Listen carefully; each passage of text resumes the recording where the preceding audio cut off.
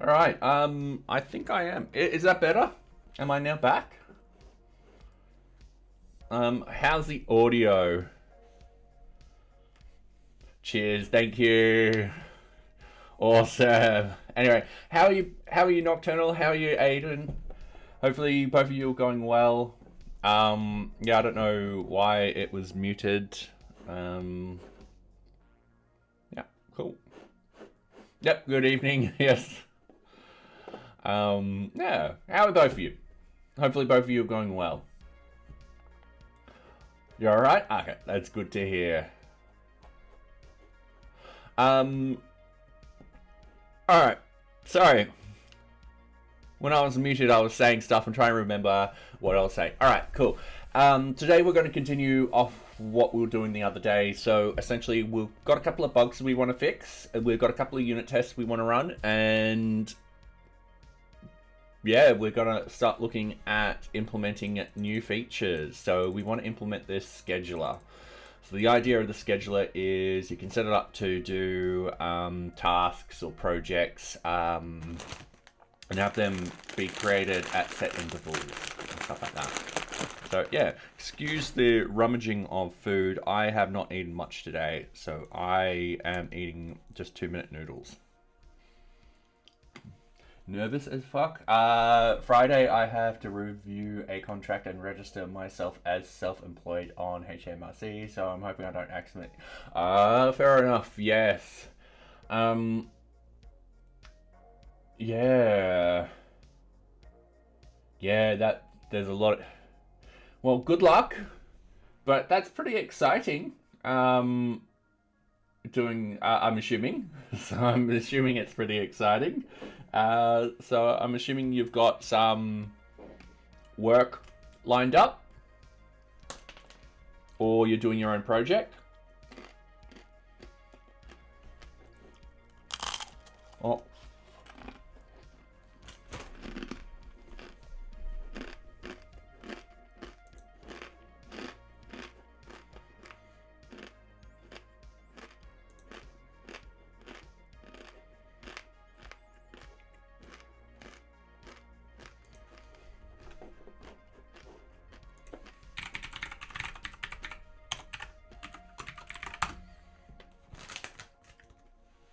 All right. So the first bug is currently we're using Python 3.11. Python 3.12 has been out. So we're just going to upgrade and test it out. Yeah, pretty stock standard. We just go into the Docker build files. And we upgrade it there. You're contracting yourself out to this company down south. Fair enough. Well, good luck. Congratulations. I've just realized we've hit our first block of ads, so I'm just going to shove on this and not do much work. Yeah, congrats. I've been told I have to do security headers for web pages and do some business processes and workflows. Ooh, interesting stuff. So yeah, congratulations on the job. That is awesome news. So yeah. It's that one step towards that independence, and you're like, yeah. I remember those days, finishing uni, getting my first job. It's quite exciting times. Though I did part-time for ages, so going into full-time work was... Yeah, wow, I remember that. That was hard at first. But you do get used to it. Another 30 seconds, alright. Of ads, that is. Yeah, I don't know if you can hear me right now, Aiden.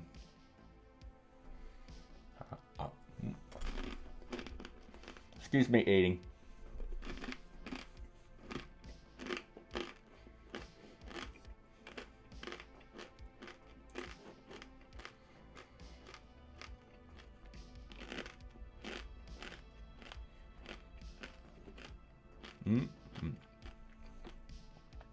All right. Sorry. Welcome back, everyone. So yeah, I don't know if you heard me during the ad break, Aiden, but congratulations, that's awesome news that you know, got your job and stuff like that. So yeah, that's awesome. All right. With this particular one, Python 3.12 has been out for a while. We're just going to update. So we're going to go with the Docker base. We're going to edit this. And we're going to double check all of this will work. So what we want to do is we want to go hub docker.com.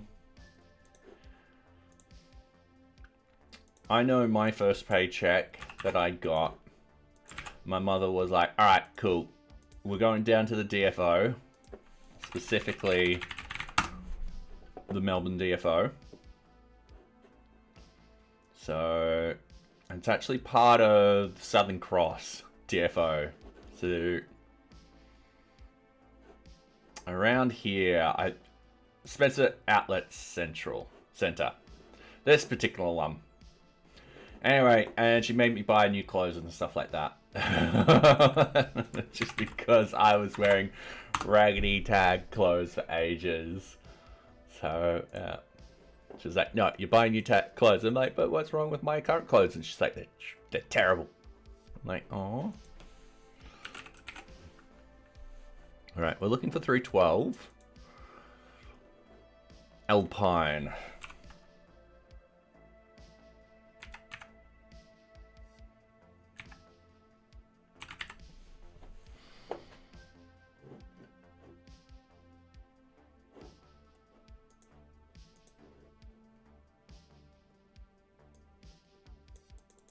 Alright, actually I might do this locally.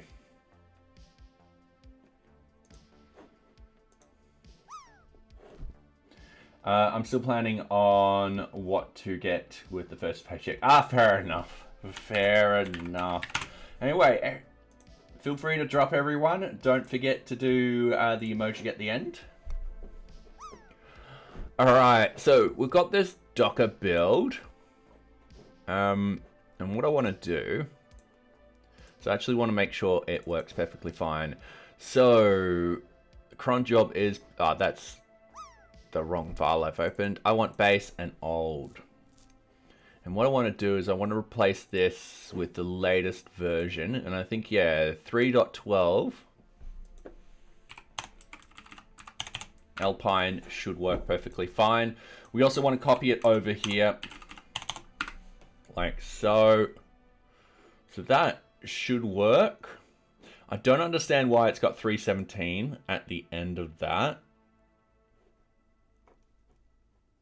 Yeah.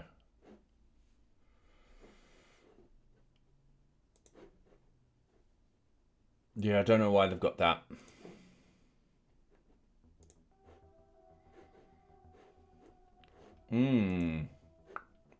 Straight off the bat.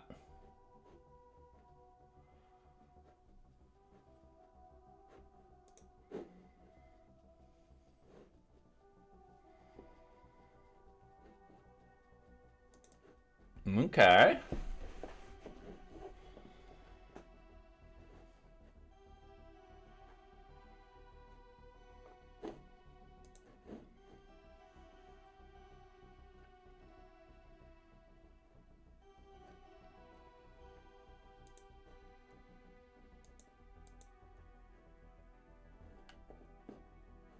So, if I go back into here,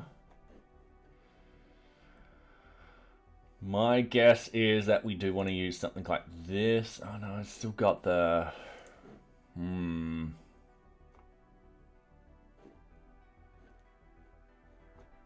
I guarantee you, if we do 311.4 Alpine, I think as soon as I get the amounts and stuff, I'm going to set up a savings account and put the tax. Yeah, always put the tax aside and stuff like that. Okay.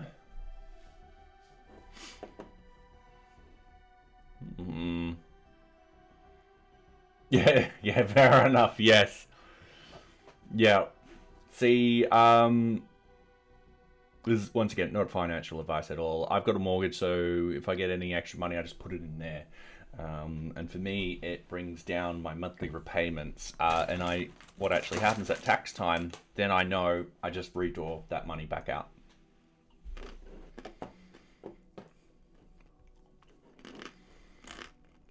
All right. Through 12. Alpine. That was created a month ago. That was created a month ago. A month ago. All right. I don't know the difference with that.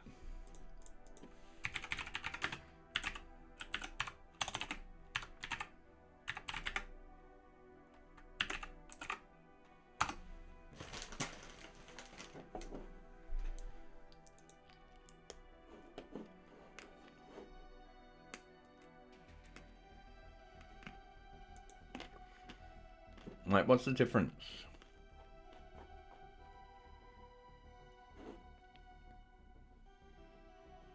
Next goal is to find out how much an accountant will cost because I ain't doing it myself. Fair enough. Yes. So I also have an accountant, but I value my time. So here's the formula for me.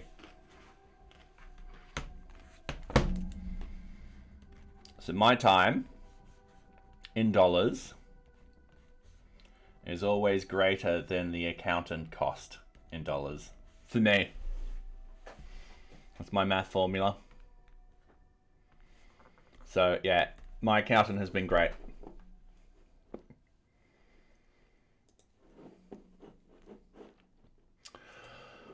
All right, so I'm just going to go with 312 Alpine. I know that there's a vulnerability at the moment, but if I get rid of this, there's vulnerabilities all over the shop, which is a bit concerning.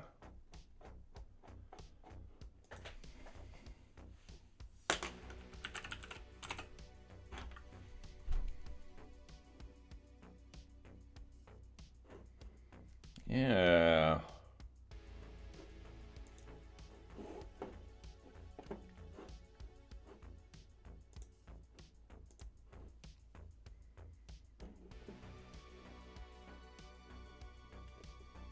There's no fixed version.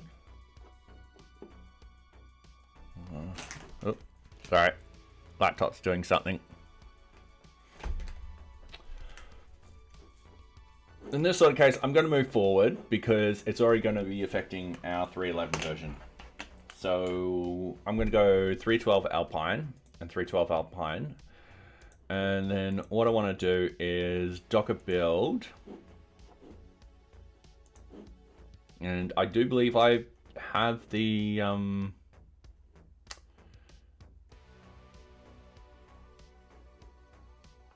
that's the manual.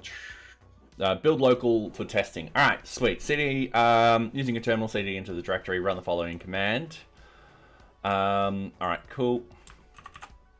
So that's the Docker file. We're wanting to test the Docker base first.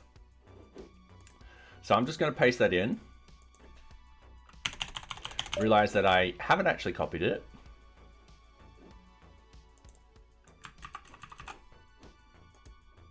So I'm going to paste that. All right, cool. It doesn't like me. All right, no build. All right, sweet. File, Docker, .base. And I realize that I've edited the Docker old. So I'm going to delete the Docker old. We no longer need the Docker old.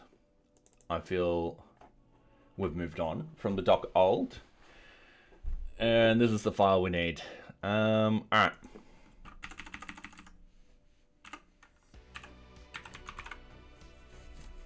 The accountant will hopefully do the numbers right, or that's what I am counting on since I script passed maths for computer science module and time safe. Yeah.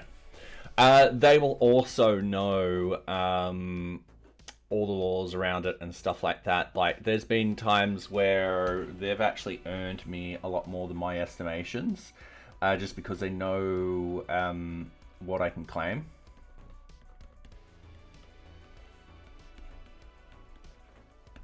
And I didn't know what I could claim. they can also know what I can deduct and how much.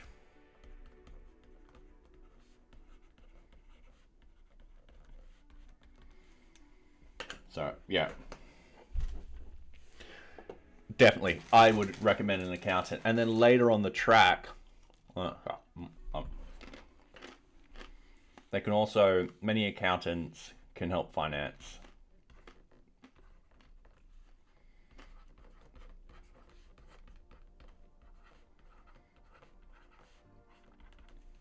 So, yeah. All right, so Docker build, no cache, dockerfile.base, tag, NearBeach. We're gonna have NearBeach base.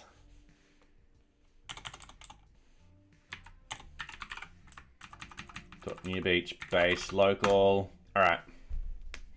So we're hoping for the best, planning for the worst, of course.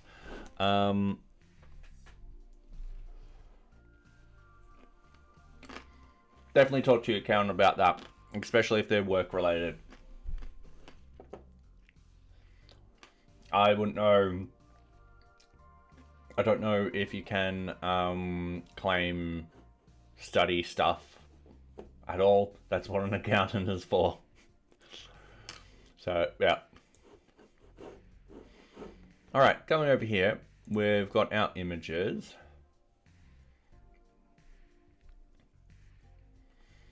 So we should see something soon coming up here. All right. Don't forget to drop. I'm doing Frankie. A very smart cat that I once had. Sadly, she was bitten by a snake. So. All right. So, Rodhead, NearBeach base, target branch. All right. Yep. Oh. I should have done main. Oh, that's fine.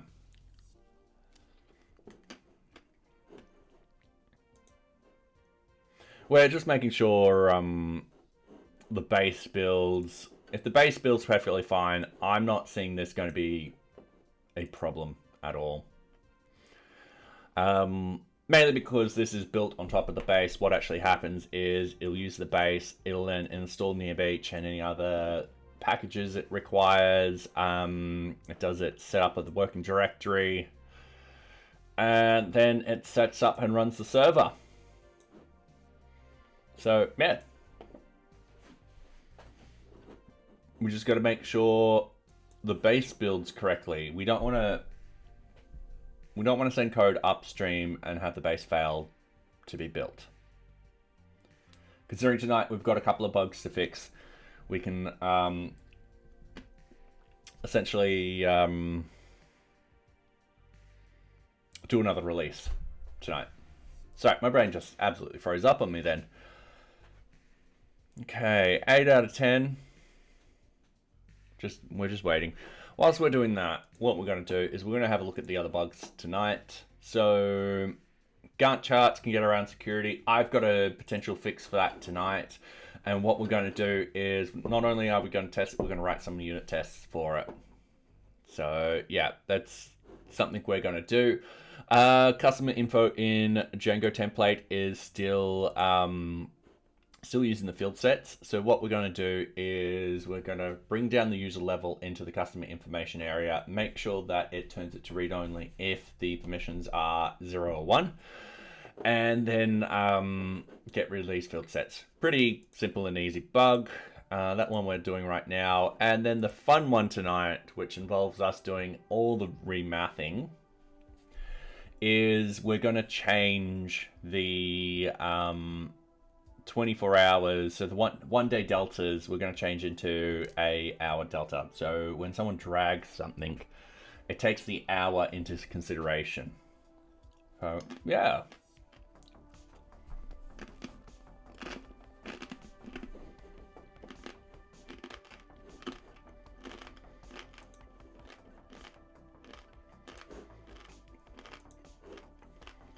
Sorry, I'm still hungry.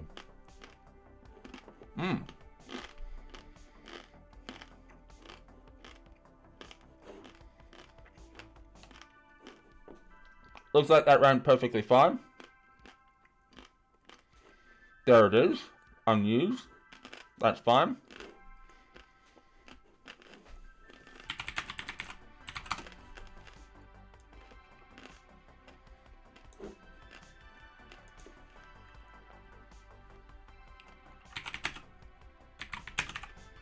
So git commit bug fix. Actually no. Upgrading Python version to 3.12. Alright, cool.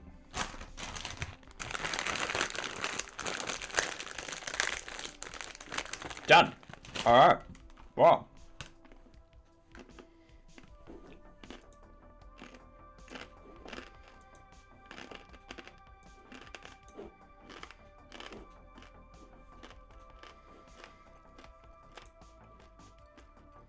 This is fixed. That was quick and easy. Alright. Let's move to this one. This one should be also rather quick and easy. We do want to have a look at the actions for this. So NearBeach base automation, what I want to do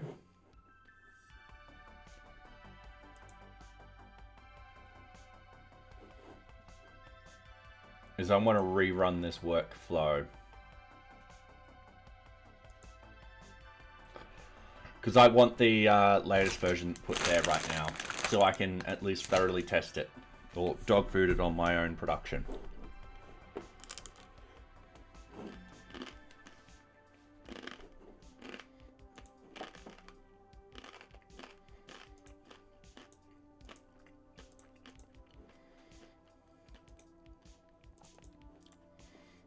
Alright, going with the customer stuff, what we actually have in here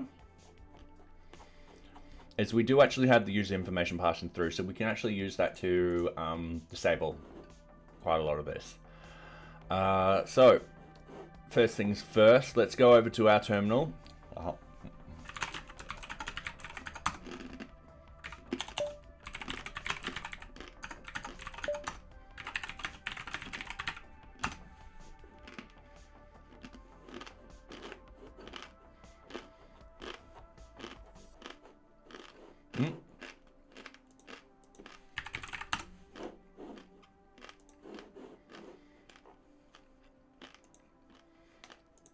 Alright, so what I'm going to do is open up customer information, both the VueJS and the Vue. Like so, and I should open up the template.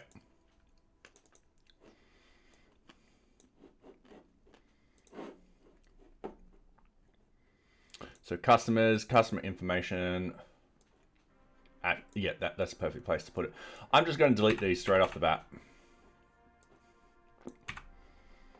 We don't need to have those in there. We're going to fix this up as we go along.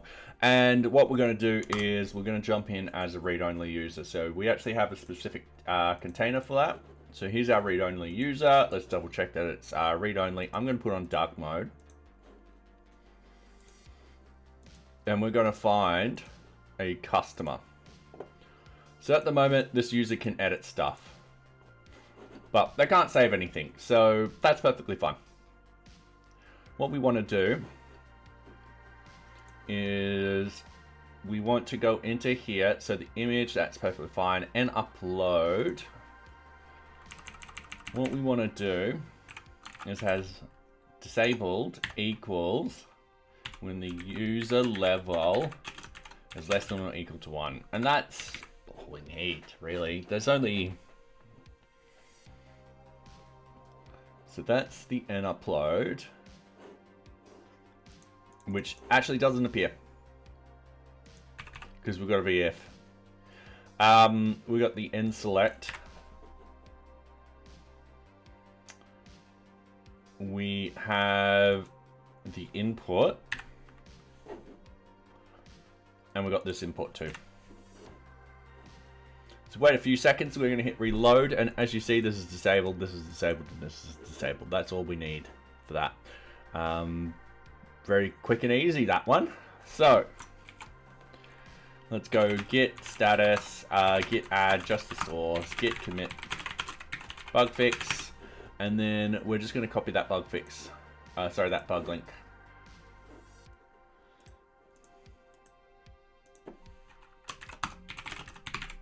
And git push. All right.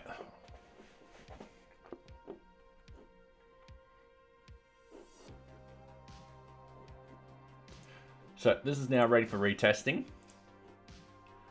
Let's go back into here. Gantt charts can get around security. Let's fix that one up very, very quickly. So we're going back into here. We're going to close all tabs. We're going to minimize everything. We're going to open up NearBeach. We're going to open up NearBeach. We're going to open up views, and we're going to open up the Gantt chart view. Yes. All right. Cool. So at the moment, we can bypass security. We need to make sure that the user has security to not only the destination, but the location ID. We do this already. So if we actually go to object data, we can actually have check users generic permissions, and that will use the destination location ID. We also have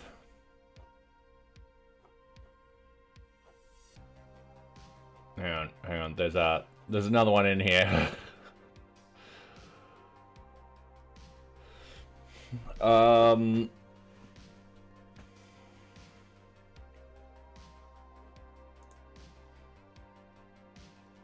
I thought there was another one in here. And an ad break so soon, Jesus. I have not realized that half an hour has already gone past. Checks the specific object permissions, in which case we don't need to. And that's for a request for change. That's get lead list. All right, cool. So we're just after generic sort of stuff. And if we go up here, what we want to do from NearBeach dot decorators dot check user permissions dot object permission import, and this is check user generic permissions. Easy done. So there we go. So get data is only a read only. Update data, that's going to be a 2, so if the user can actually edit. Get objects results, that's an internal function. Internal function. And that's pretty much it. So if we go, let's say list sprints. Let's go into this sprint. Ooh, we have a 500 error. Let's find out why and where. So I'm just going to reload. We've got get data. 500 error. Response, keyword, sprint. Cannot resolve keyword sprint into field. Choices are... Ooh. Alright. This is where we'll probably need something dealing with the sprint permissions. So this is get data. So it's this particular one that we're having trouble with. And we'll probably have trouble with that one too.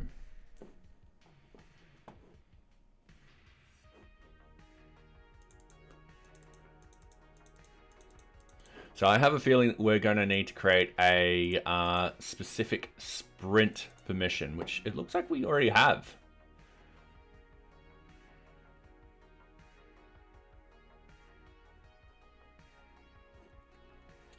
Checks the user's permission for the sprints using the destination as the object lookup. We'll need to make sure that the destination is either a project or requirement, otherwise the permission will get denied. We will utilize the correct permission partials. Alright, but we're using... sprint.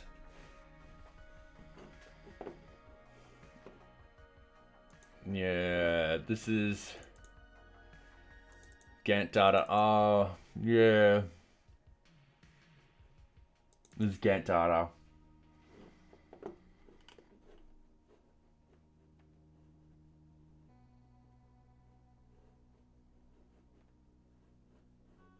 Okay.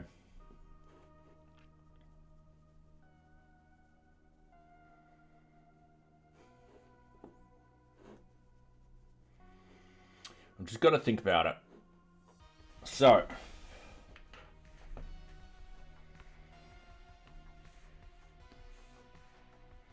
problem.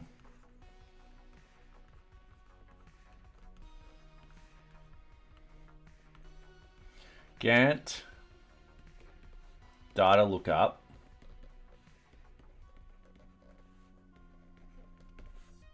uses sprint destination.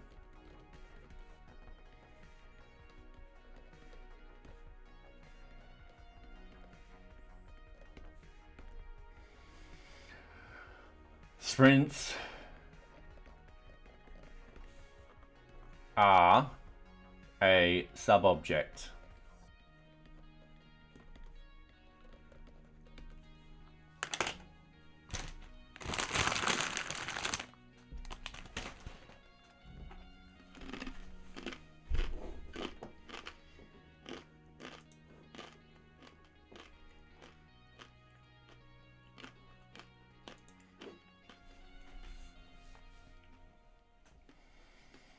These sprints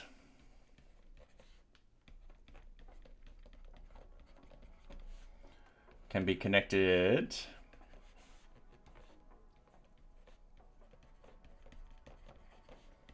to, and this is where we go, projects, tasks, and requirement items. So I'm just going to put items in there. All right. So sprint functionality won't work because the Gantt chart is looking up something. What we could potentially do is we can create a Gantt chart permission in here. Not a problem. I'm thinking of doing that. And then what will actually happen is if it's a project or requirement, then it'll use project or requirement. Easy.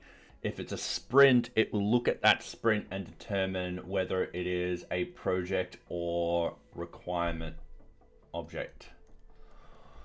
I think that's the only way. Anyway, it's that time. I'm going to do... Actually, you know what? During ad time, I've been meaning to do this more often. I would practice my Duolingo.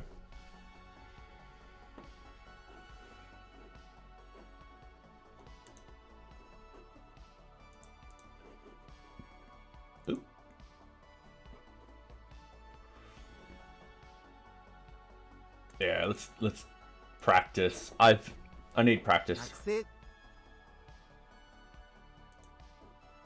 Oh, student. 先生、医者。先生、医者。かっこいい。Cool. One of my favorite words. かっこいいです。です。 Oops, sorry, かっこいい。かっこいいです。医者です。 So, a doctor. Or she's a doctor. 優しい人です。優しい人。優しい人です。です。 He's a nice person. So, 先生。 that and welcome back everyone. We're just 弁護士。 we're just doing some practice. 学生。 There we go. Cool. So, yeah, you guys don't miss out on anything during the ads or anything like that. Sweet. Let's go back here. So, what we have decided is... Well, thank you. Thank you. Thank you. Thank you. Thank you. All right. What we've decided is we're going to add in Gantt permissions.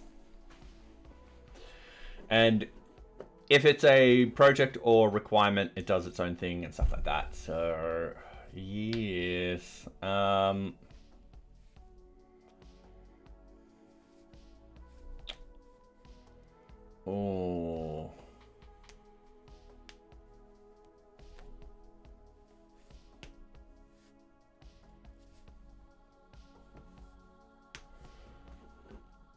All right, that's just returning the user. So function dictionary.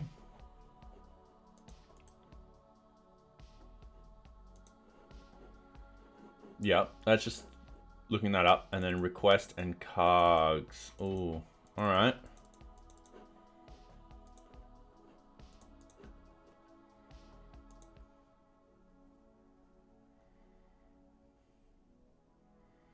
Just looking up this.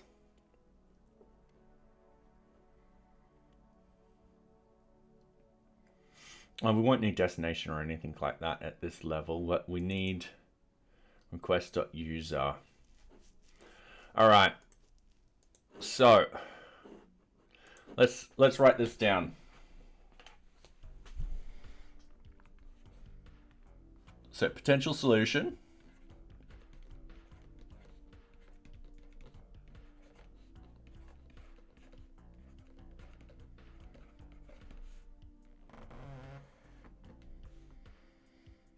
All right, so the potential solution is write the Gantt chart.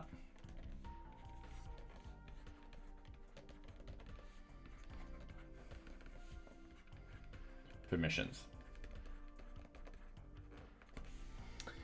If destination equals sprint, get sprints parent object.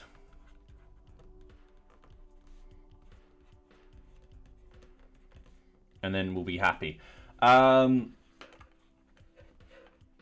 right, cool. So at the moment, the Gantt chart is sending back the destination as sprint, which is fine.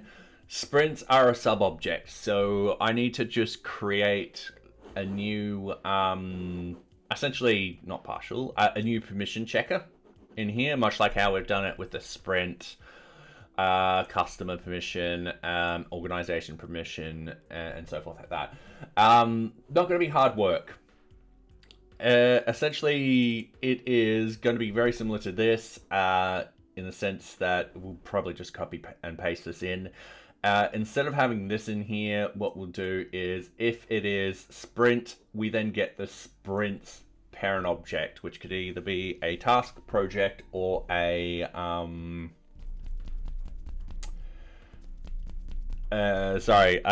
requirement item.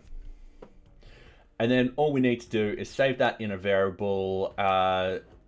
If admin super user will will tell them to go back. Then we just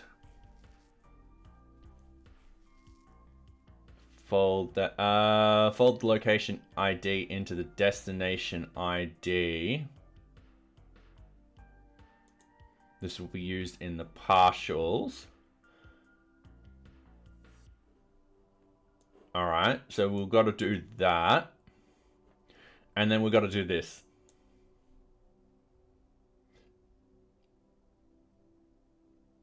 Socks isn't here at the moment. I don't know what that noise is. Is it going on continuously? Or was it this noise where I was trying to click my fingers? Oh, okay.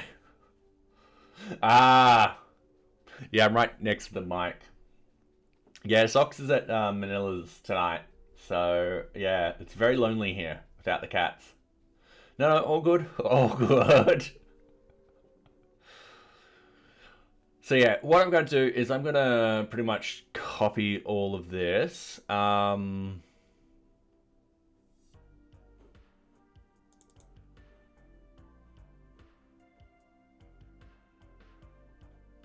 In fact,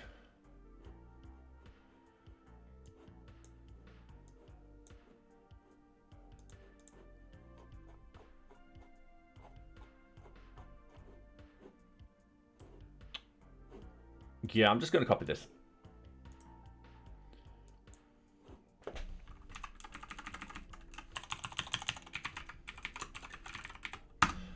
So we've now got Gantt chart permissions. So yeah, let's just modify this.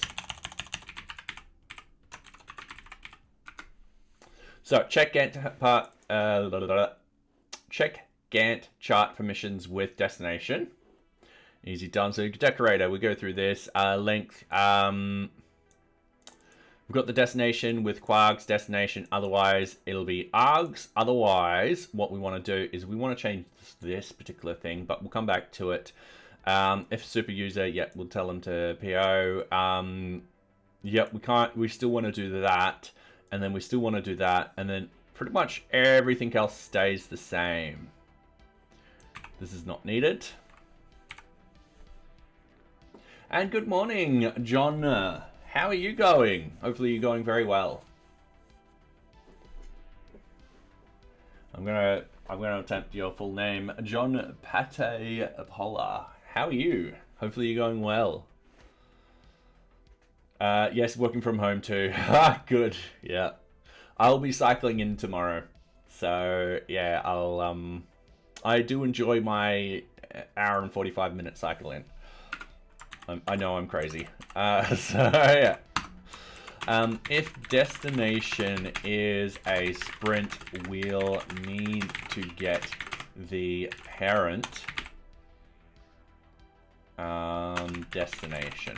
All right, as simple as that. So if destination equals sprint, and what we're going to do is we're going to create a down here just def get sprint parent. Actually, have I tried the new release of ChatGPT 4.0? No, not yet. I don't think have they released it to everyone yet? Because yeah, I haven't logged on in a couple of days. So what I actually want to do is I might actually put this under here.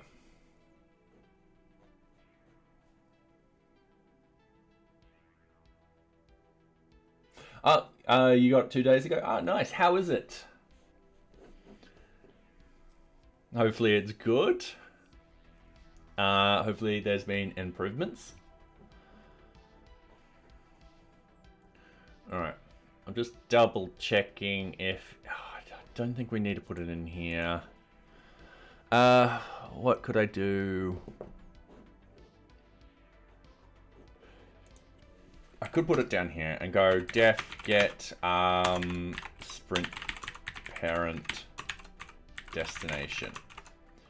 And then what we want to do is we want to pass through... What do we want to pass through? Location ID.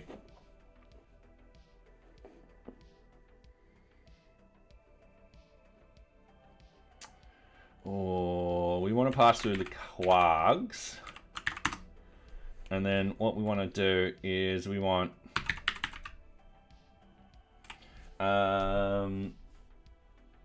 I'm not a software developer, but I make scripts to make my life easier. It is faster answering and seems to remember better when working in the same project. That's good.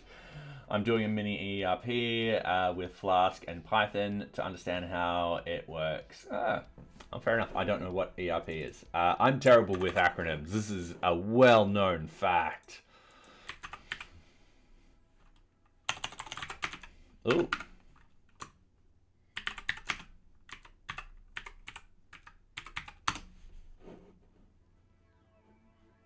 Enterprise resource planning. Okay, yep, these sort of things.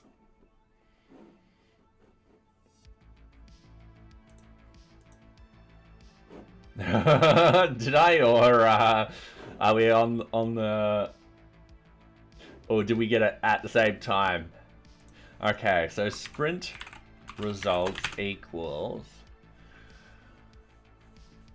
Oh, this is where oh yeah, no. We'll go sprint.objects.get.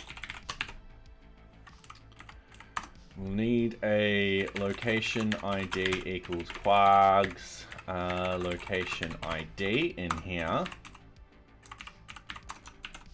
Get the location ID. We're doing it like this just in case we need a fallback method.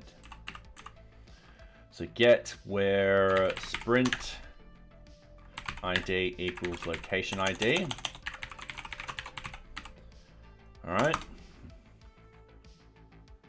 If sprint results dot project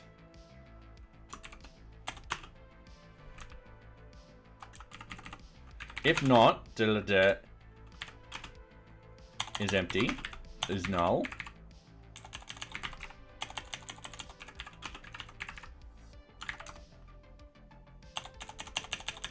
That's right.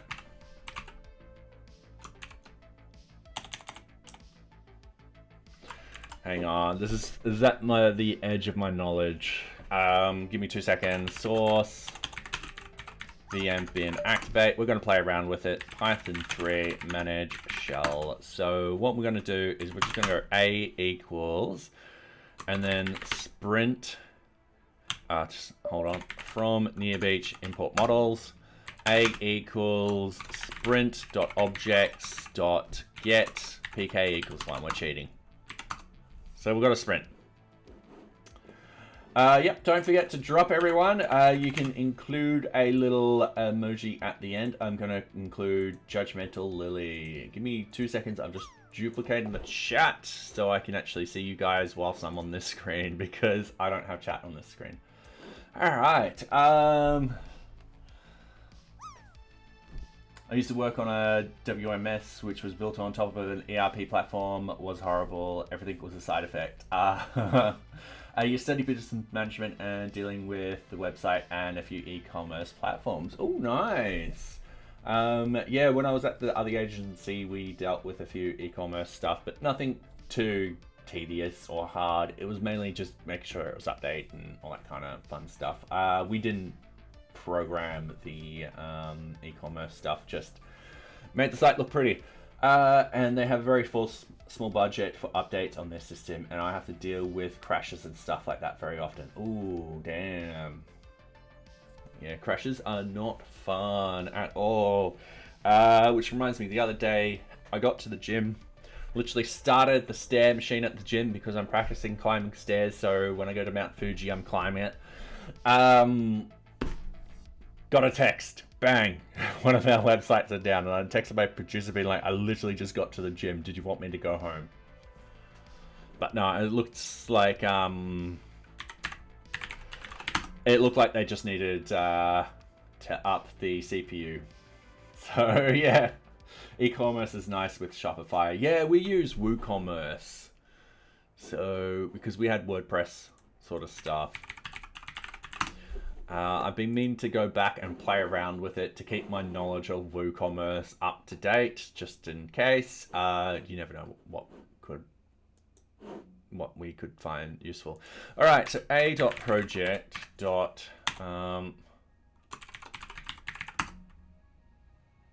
right, is null doesn't work. All right. So if I go sprint results dot project under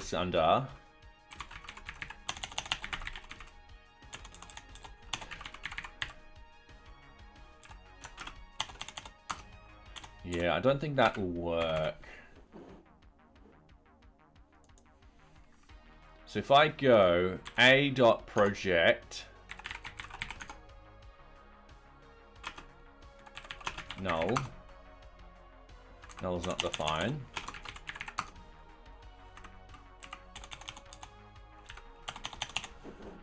Hang on. All right, this is where I'm Googling it. So Django ORM check if field is empty.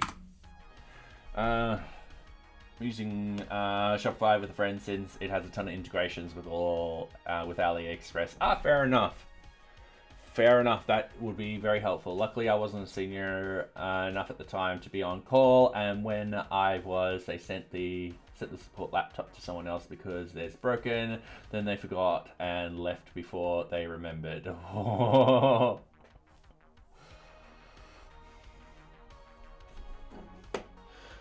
All right, let's do this. Is none.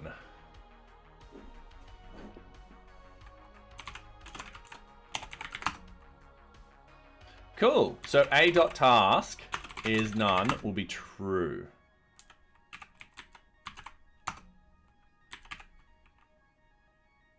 Oh, no, sorry. Sprints aren't built on top of tasks. They're built on top of projects and requirements. There we go. And I'm going to double check all of that. So what we need to do is we need to go if sprint results. If I go a project is not none, that's true. Return project.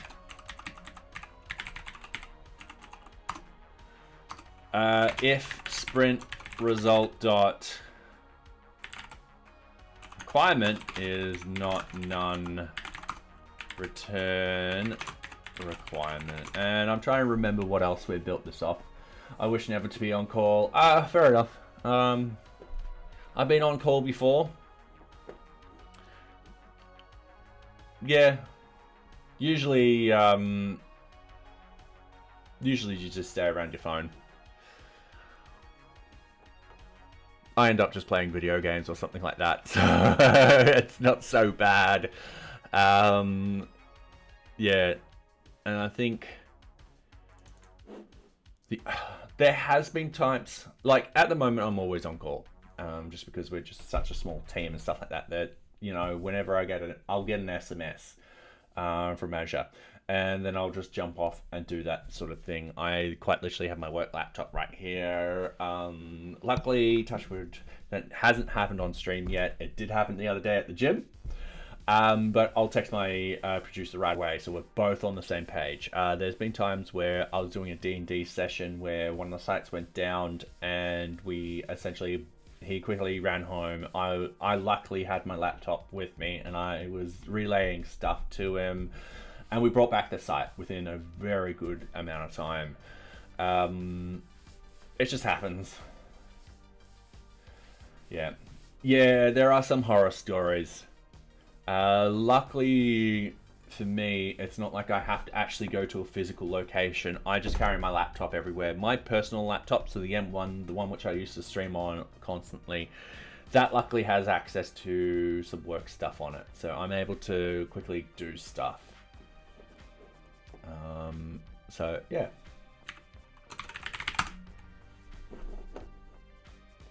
All right, so we do it on requirement and project. Okay, cool. So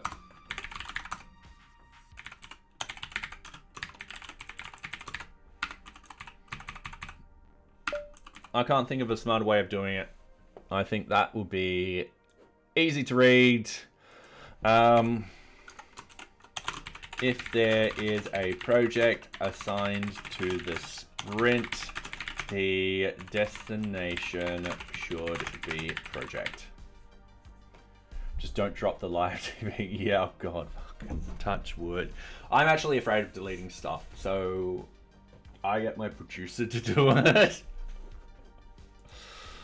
So yeah, get the sprint information from here. I think we are importing. Yeah, we are importing the sprint. We're not importing the user group.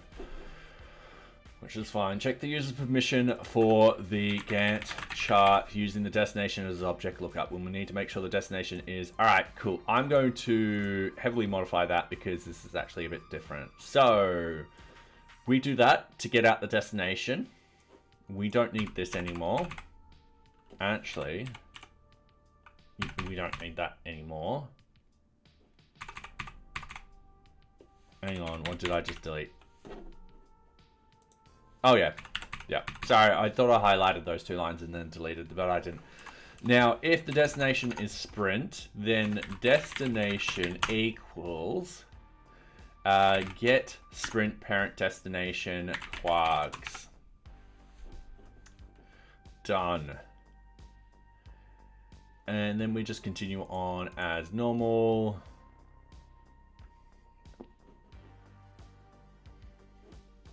So yeah, a lot of this will be exactly the same.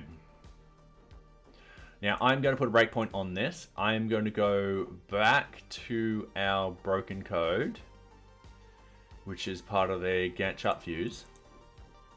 I'm going to scroll all the way up to the top. I'm going to delete that. I'm going to go Gantt chart permissions, import. Check Gantt part. Yep. And what I'm going to do is I'm going to do this just so it looks neater. All right. So deleting that. So at check Gantt part permissions with destination. Oh.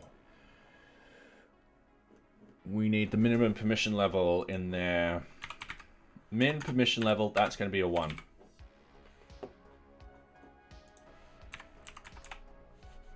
That one's going to be not a 23, a 2. The horror story I have in mind with me on call is, oh, I'll have to watch that after stream. Oh, actually, no, I don't need to watch this one after stream. I know this one.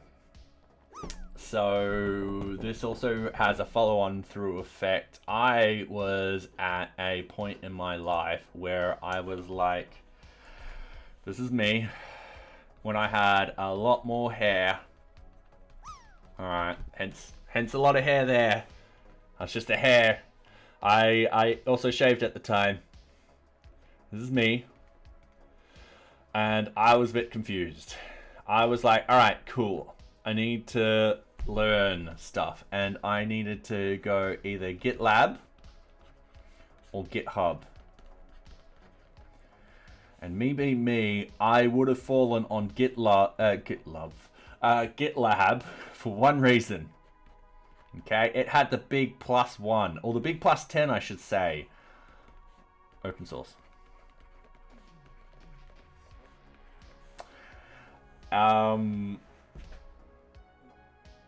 Yeah, let's just say,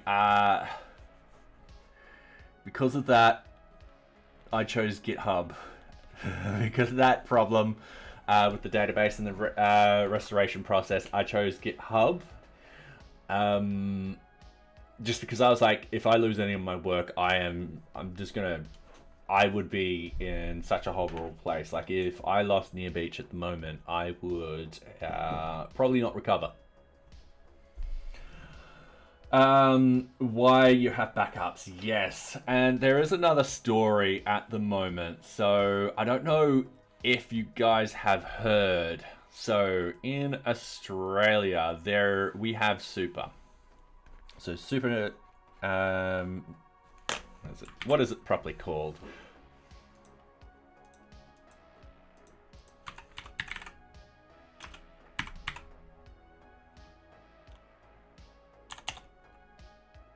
I just call it super. I don't know its proper term. I am terribly sorry. Super something. Alright. It's for retirement. So what actually happens is your employer contributes 11%, I think it's now, into your super fund. You don't have access to this until, for me, I think it's 67.5 years of age.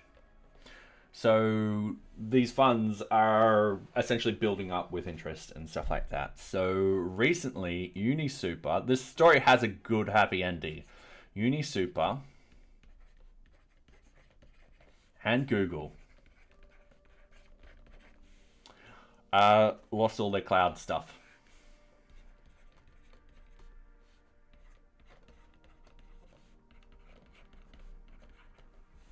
Just recently. And the good reason is that UniSuper did 3-2-1. So they're now back in action and stuff like that. I'm surprised this hasn't been in the news as much. UniSuper and Google outage.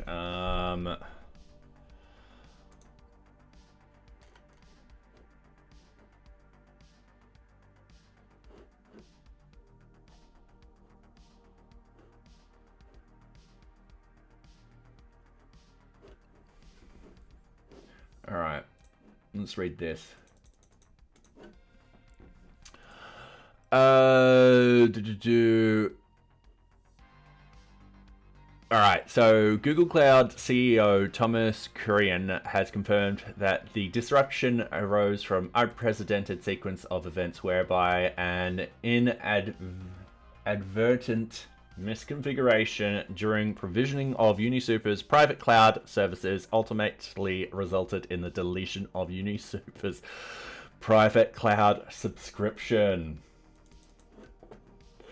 They are stating that this is an isolated, one-of-a-kind occurrence that has never before occurred with any Google Cloud's clients globally. This should not have happened. Google Cloud has identified the events that led to this disruption and taken measurements to ensure this does not happen again.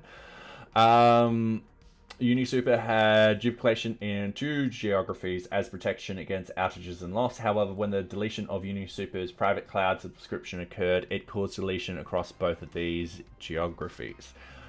Restoring UniSuper's private cloud instance has been called for an incredible amount of focus, effort, and partnership between the teams to enable an extensive recovery of all the core systems. The dedication and collaboration between UniSuper and Google Clouds has led to an extensive recovery of the private cloud, which includes hundreds of virtual machines, databases, and applications. I'm surprised this isn't in the news so much. Because this is a big sort of thing. UniSuper had backups in place with additional service providers. So yeah, these backups have minimized data loss and significantly improved the ability of UniSuper and Google Cloud to complete their restoration. So anyway, for those that are interested, and we're on an ad right now. There it is. So I've been following this a little. Damn.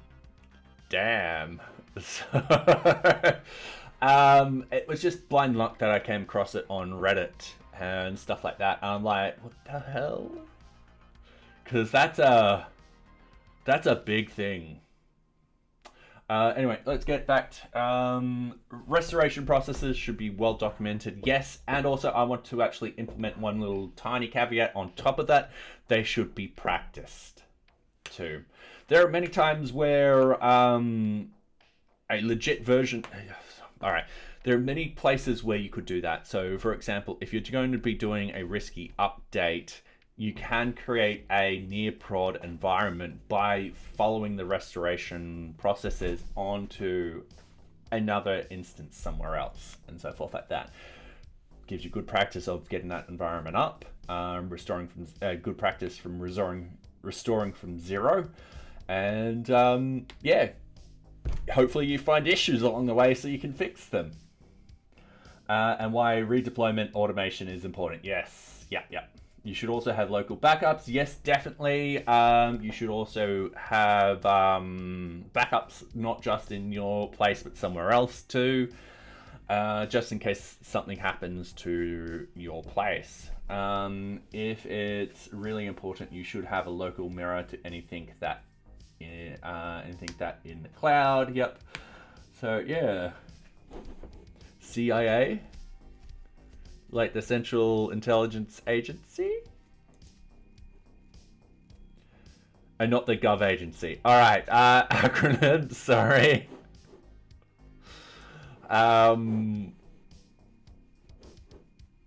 What's that acronym? Sorry.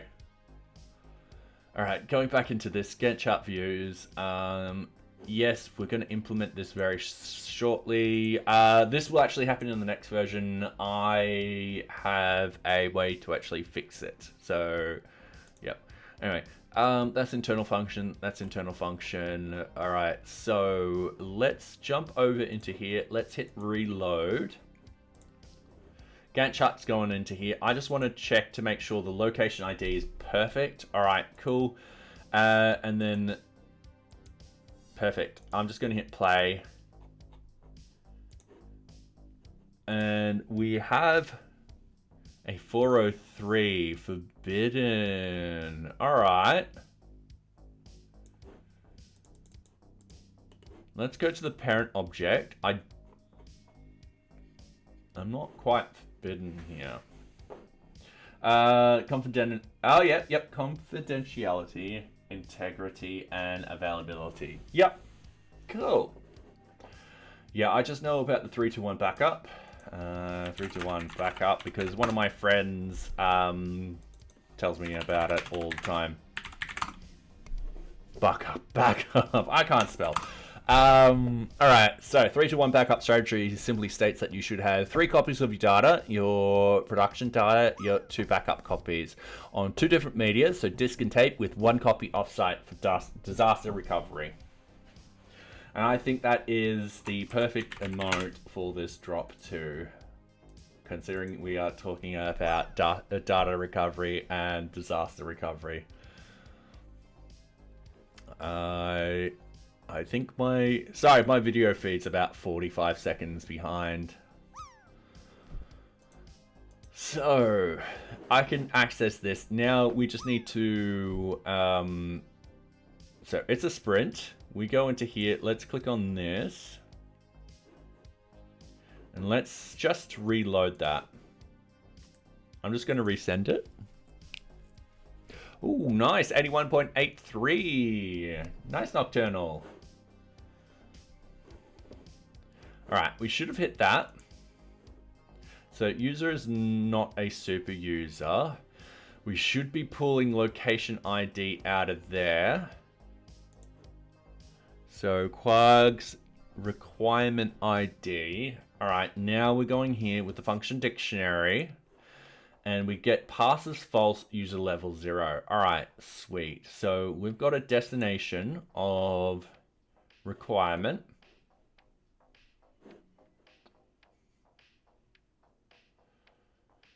And all right, let's go into our partials, go into requirement permission. I'm going to put a breakpoint there. I'm just going to hit play. I'm going to remove this breakpoint, knowing full well we're going to hit the other breakpoint. So I'm going to hit resend. We'll hit this breakpoint. So what we want to do is we want to forward this. So we've got the Quag's requirement ID. And username is request.user.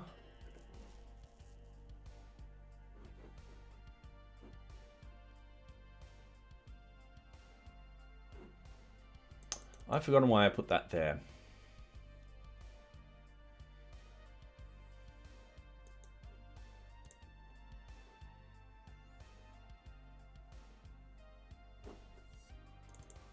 Oh, user group results. Yep, no, that makes sense. All right, so user group results is a 0. All right. What I'm going to do, let's let's rebuild this query. And we're going to test this out. So, user group results. Why do we have it twice? Oh.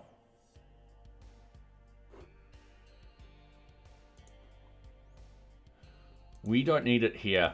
I just realized, because if we're doing it username up here, we're just doubling up for starters. I'm just going to hit play. I'm going to fix this up. I'm actually going to simplify this. So yeah, if I've got the username equals request user up here, then I don't need to do it down here. All right, so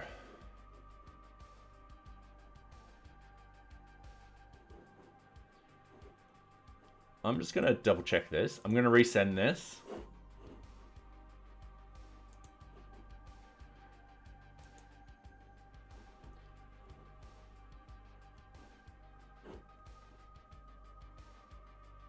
Hang on, resend.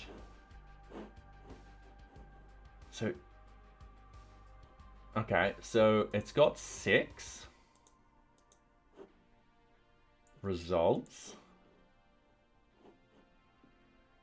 And the username is read only.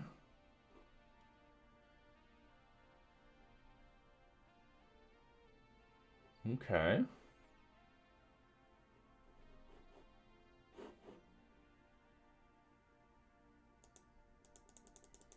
Tell you what, we're going to cheat. We're going to do that. What we want to do is we want to actually get the SQL. So the query itself. So view this. We're going to copy. What we're going to do over here, we're going to go SQLite. We're going to open up our database. We're going to go into sites, NearBeach. Can hit this database. We're going to go execute SQL. We're going to paste it in, and we're going to format this. So this just requires me doing just a little bit of formatting.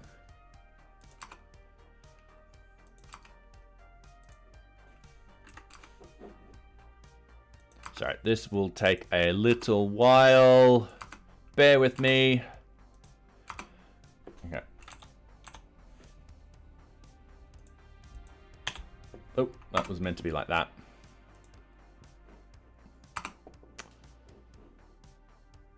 Oh, that's all in one. All right, so I'm gonna...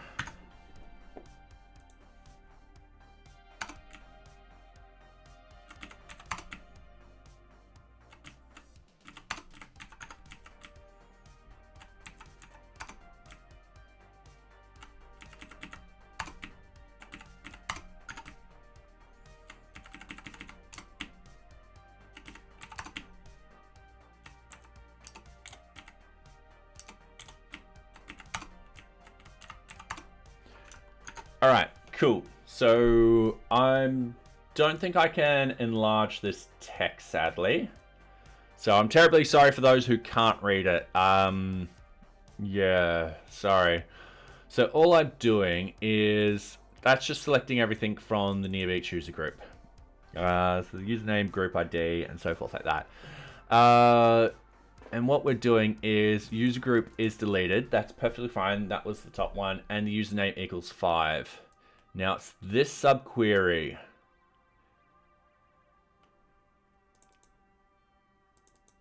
And not...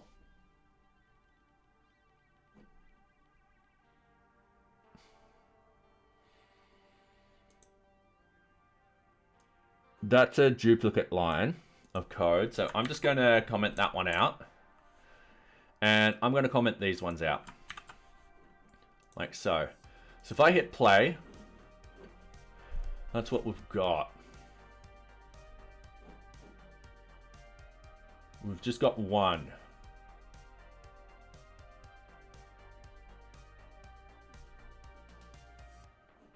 And what I want to do is I want to do that. And the next thing I want to do is I want to select this select statement out. I'm just going to paste this here. And what we're going to do is we're going to have it like that. And I'm just going to run this again.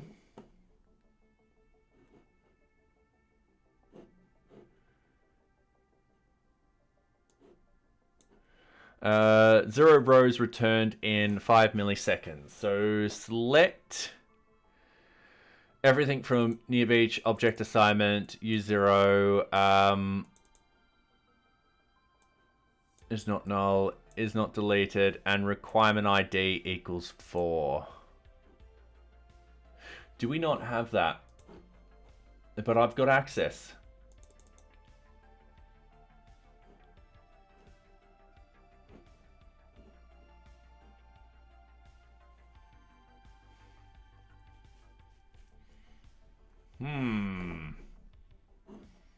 And if I refresh this, we hit this. So we've got the one user object 6, which makes sense because we sort of delete this, rerun this.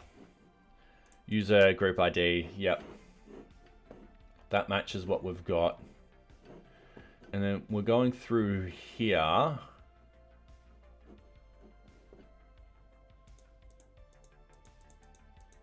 And we've got the Quags ID. Requirement ID equals 2. Oh. Have I passed the wrong information through?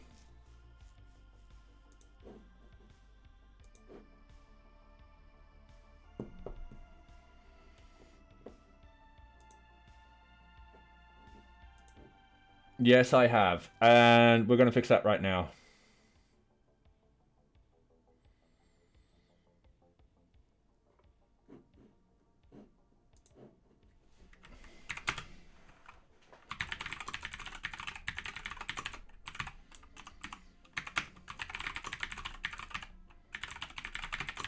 So I'm going to pass through the location ID and the requirement ID back up here. So what we have is we'll have the Quags ID, so requirement ID, that will no longer be that. So what we have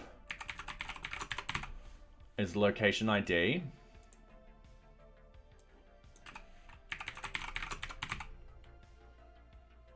Like so. But we don't always have the location ID. Oh.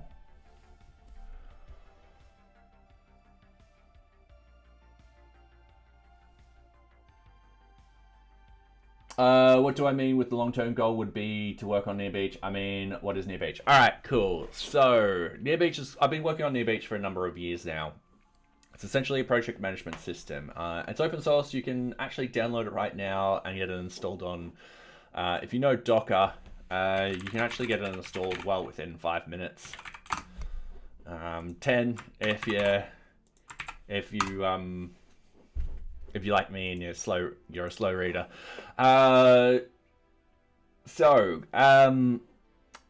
My long-term goal would be to actually work on this full-time, of course. That would be awesome if I had the ability to have enough donations or something like that to actually work on this full-time.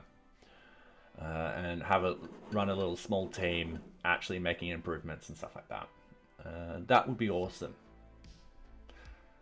So yeah, pipe dream, but it would be awesome. Not gonna lie. Yeah. So I've been working on it. So it started off with me migrating my programming knowledge from like C, C++ into sort of Python and JavaScript and all that kind of stuff.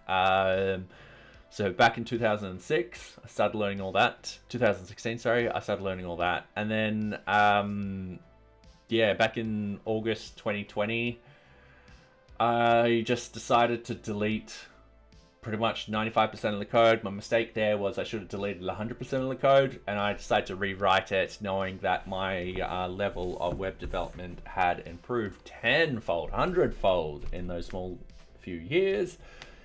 And yeah, now I'm essentially building new functionality into it. So yeah, I had a problem. The reason why I deleted a lot of that code is because NearBeach was no longer a project management system. It was, oh, it's got some project management system stuff in it. It's got some CRM stuff into it. Oh, look, there's a quotes functionality into it.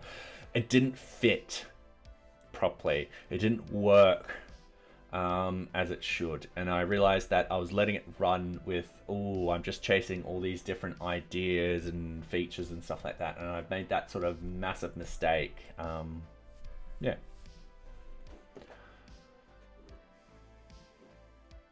It's slowly becoming an ERP. Yep. So, yeah, sometimes you have to step back from a project, no matter how much you enjoy it, and be like, is this functionality really a good fit in this project, or is it a completely new project? For example, the quote stuff should have been a new project. The CRM stuff, so the lead generation, stuff like that, that should have definitely been another project. That's something I do kind of want to follow up and sort of implement. So a lead generation where, of course, when you finally generate the leads, you get the user requirements, and that goes straight into NearBeach. That would be awesome. But that would be a separate project. So yeah, wouldn't mind also building my own bug management system, but once again, another project completely. So yeah, and sorry, Nocturnal, it depends if this person who just followed starts messaging. Depends if you need to jump onto mod mode. Yeah. Fun little fact, I checked my activity feed before, and essentially there's a lot of unknown user followed you, unknown user followed you, unknown user followed you, unknown user followed you, unknown user followed you. I was just thinking today, just been like, holy hell. So, yeah. Already a month view, oh good, yeah. I think Twitch is cracking down on it sort of spamming, because I haven't seen any come through. The good thing was last time it messaged, it wasn't, the chat overlay wasn't actually showing them. So, yeah. Anyway, getting back into this, so that won't work. What I need to do in here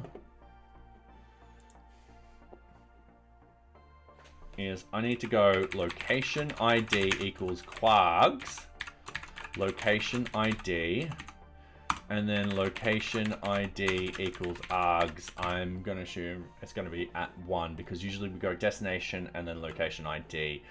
That way I can override both destination and location ID here, and then this functionality just works how we want it to.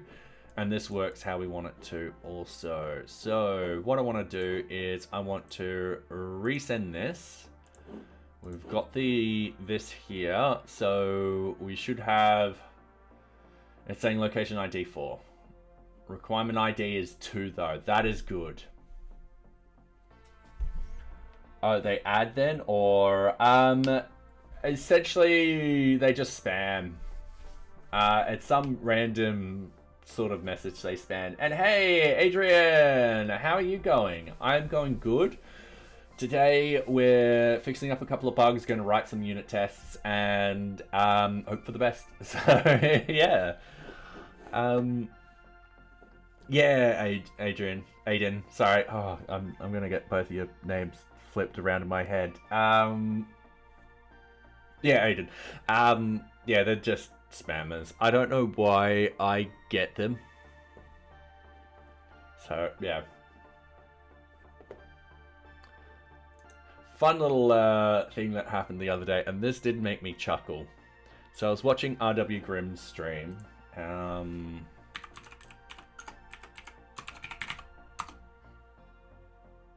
you go. Just for anyone who wants to know. So, as watching it, someone decided to gift a sub to Trump's left butt cheek. Which, of course, I see the troll. I do find that funny. And then he was like, cool, I'm getting money. I don't care. Only the left butt cheek. And the instant he said that, the anonymous gifter gave it to Trump's right butt cheek. At which point, I just lost it. I found that absolutely hilarious. I know it was a troll. But, yeah. It's okay, I have siblings, and I'm used to my parents mixing up our names. I'm glad my parents never did that, because my brother and I don't look alike. However, when my brother and sister were at a certain age, no one could tell the difference of their voice over the phone. And constantly, my brother was notorious for this. He would pick up the phone, it would be my sister's friends, and they'll be like, and he would just hang up on them. Because he was sick and tired of being called my sister's name. He just was like, nope, and hung up. Alright, now this should get us something. So user results. Good, we've still got one. If I hit play, we should pass. Done. Alright, so if I hit refresh, perfect. Alright, so yeah, sadly the permissions are a bit confusing when we get into the sub-object fields, because we need to actually look up what type of object they are. So yeah, sprints is going to be another one which we're going to have to actually be like, alright, cool, is this a project, is this, or is this that? So yeah,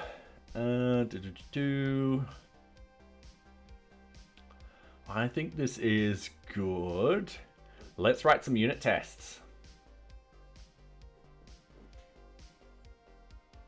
Do I have the wrong screen on? No, I don't. Sweet. All right. That has happened so many times that I've left the wrong screen on.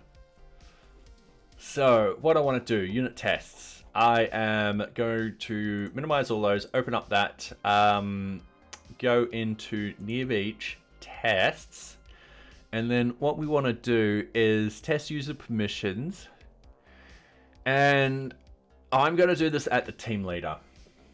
So I'm going to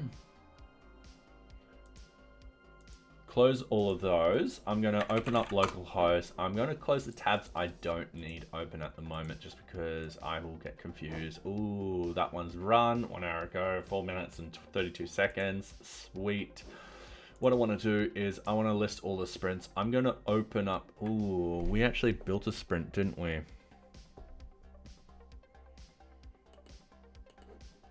I think we only have 3 sprints in the fixture. I'm going to test that out. We're going to look that up very, very quickly, because I don't feel like deconstructing the database and reconstructing it. Oh yeah, don't forget to drop, everyone. You can put an emoji after you drop, so I'm going to do socks licking. And that way your little emoji will come down. And yes, I believe Nightbot is cheating. I think it's because it always spawns at the same time, and yeah. Alright, so fixtures. We want the basic setup. What we want is sprint ID. We've got 1. We've got 1. We've got 2. We've got 2. We've got 3. We've got 3. We've got 4. We've got 4. Alright, no, we actually have 4. So what I want to do is I want to open up all 4. That's fine. And then what I want to do is not open them up as admin, but open them up as team leader. And the reason why I want to do this is I want to see which ones fail and which ones don't, and double check. Actually, that one failed. Go to parent object. This is requirement information 1. That makes sense. Okay, I'm just reopening this in no container. Go to parent object, project 1, yep. All right, so we know which ones fail, which ones pass. So we're going to put in a unit test to make sure everything works for this. And we're going to put in unit tests for the Gantt charts. So in here, team leader, we're going to go URL test. What we're testing is sprint information. We'll have up here number 2. We won't have an object to send. It's a 200 and it's a get. And what we want to do is do that. And I think the 1 is a fail. So that's a 403 and the 3 is a fail, I think. Yeah, cool. So what I'm going to jump over here. I'm going to exit out of this. I'm going to go Python 3 manage test. That should run perfectly fine. No, it didn't. It failed. All right, sweet. We're going to have a look at why it failed. And I just realized an ad break started. Sorry about that. All right, I'm going to go into ad time. I thought I had 5 minutes, but that 5 minutes went probably pretty quickly. And I'm realizing here, I've got to neaten this up. I really got to trim this back. So yeah, the joys of having a beard. These things grow. So, yeah. Okay. Also, I get to do this. Yeah. Excuse me in my dressing gown and beanie and all that. I don't know what the temperature is here at the moment. So yeah. Oh, I should have grabbed some water during that ad break. Ah, well. You're bracing for the ad? Fair enough. Yeah, if you don't have the ad by now, then you're lucky. So, yeah, I'm getting better with keeping an eye out for the ad. No ad yet. All right, yeah, you've just missed out of the ad. All right. Cool. Done. All right, getting back into this. Let's find out why this failed. Yeah, it happens sometimes. Every now and then I might get a banner ad instead, which is nice. Yeah. All right.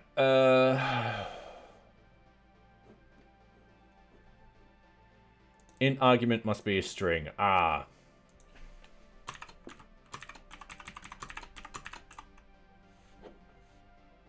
Oh, no, they've got...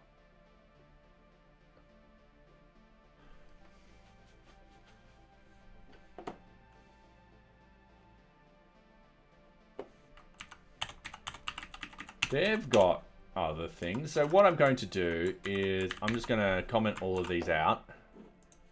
I'm going to redo that. We only got 2 errors. Oh, there's the ad. Ah, what did I do before then? Was I looking at the minutes to an ad? I must have. I'm sorry. All right. Sorry about this. I am going to run and quickly grab some water. I won't be long. I will be right back.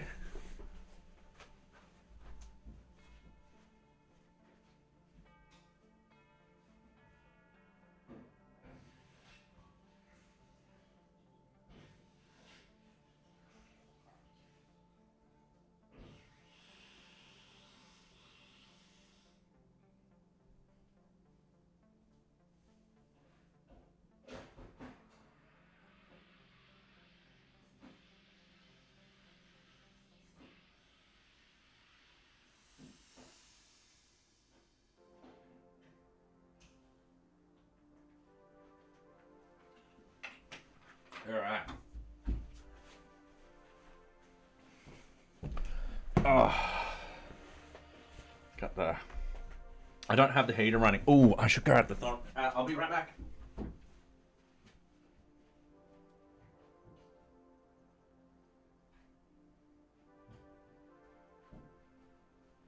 All right, cool. I got the thermometer.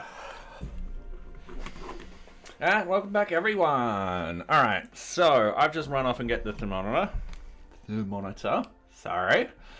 It is currently in the rest of the house, 15.5 degrees Celsius. For those living in America, that's 60 degrees Fahrenheit. So yeah, cold here at the moment in the house. Let's see what it is in this room. It's a lot warmer in this room because of my computer. So,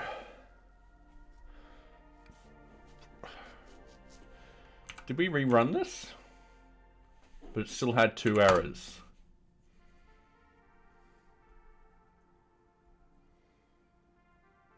What was it in Celsius? 15.5. Still no ad. Oh, lucky. You are a very lucky person. What I'm going to do is I'm going to comment that out. And then I am just going to run the tests no matter what. Because it could actually be... Yeah, it could be something I've written in my code. That's not cold. Yeah, it is Aussie cold. It is Aussie cold. Remember, it gets up into 35, 40s here quite often. So yeah, I'm... Yeah. I will go somewhere one day where there's snow. Alright? One day. It's colder than the last couple of days. Fair enough. Last couple of days have been a nice 20 degrees Celsius. Ooh. Yeah, it's been pretty warm here, to be fair. Colder here today. Yeah. Alright, we've mucked something up in our code. Type field ID, expected a number, but got a simple lazy object.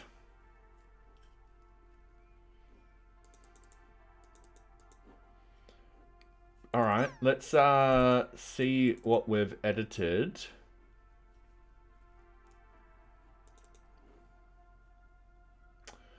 Line 7 on project permissions.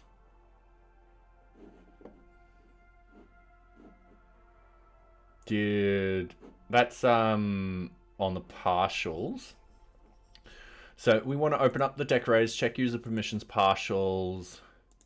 We've got requirement permissions. I'm pretty sure we shouldn't have made a change into this. Oh no, we did make a change.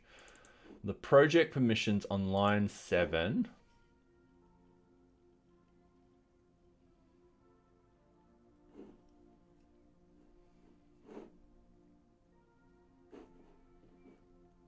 User object filter.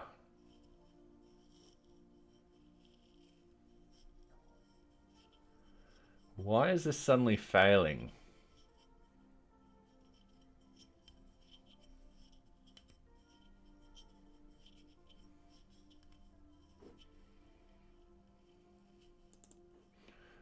User function. All right, cool. Project permission, line 7. All right. But what test did I run that it failed on? So test basic user permission as admin. The URL is Gantt chart get data project 3. Status code 400. Gantt chart get data. Okay, let's open up the tests.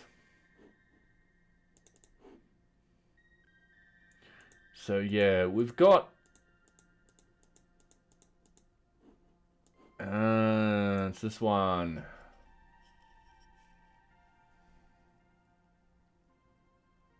Looks like it didn't load the value. Yeah, this one should be a 400 no matter what. So if we...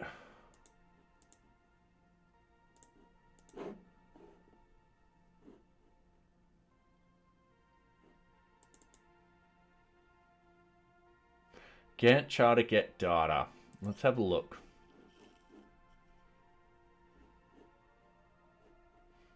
Gantt chart views. Gantt chart get data. I know exactly what's going wrong here. Alright. So, we don't have a project 3 at all.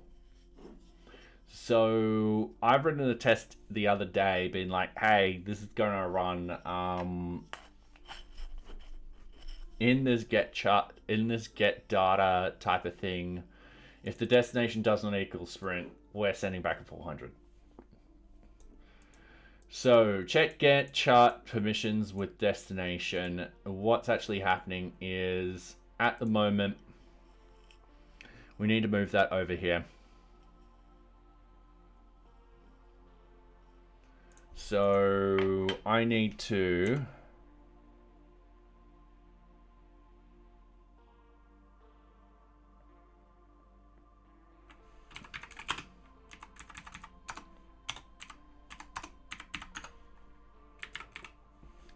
make it fail.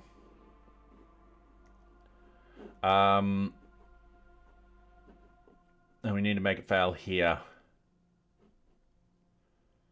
Only temporarily. This is a temp code.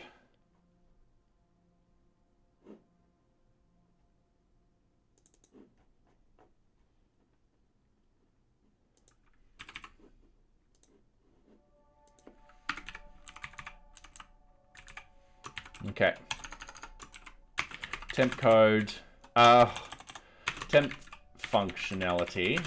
At the moment, we are only focusing on sprint functionality.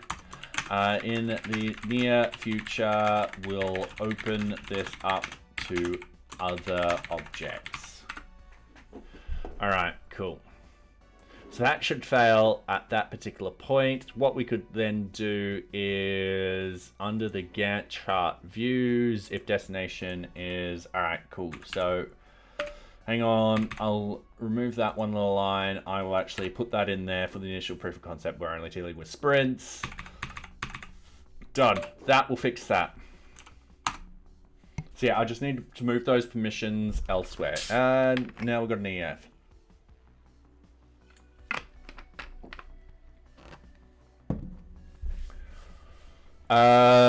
So the failures, we've got a cert error. So we're expecting a 403 and getting a 400 or vice versa. That's pretty easy to actually fix right away, and I think I know where that is. Let's test the admin. So this should be a 403.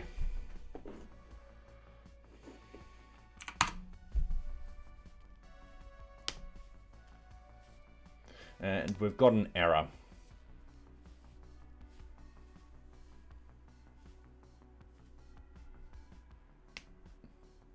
Field ID expected a number but got simply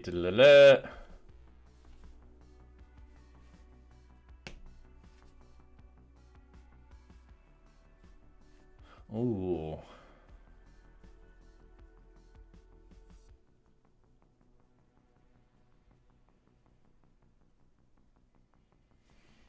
All right. I'm gonna remove this.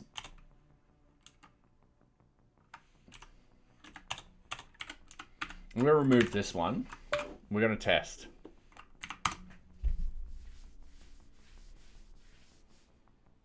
It is that one line. All right, so when we're testing,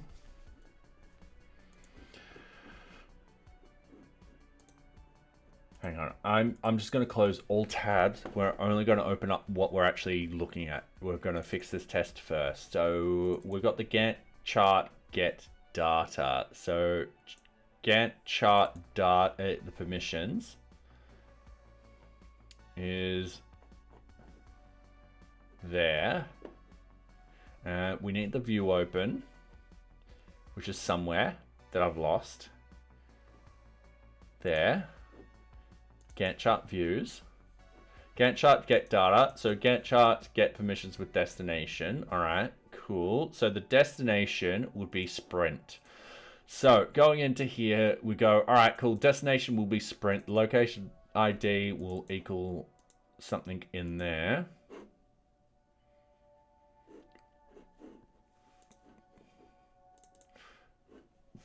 We do have the location ID, which is the 3. All right, sweet.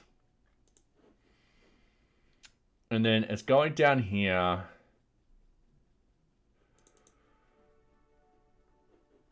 I think it's hitting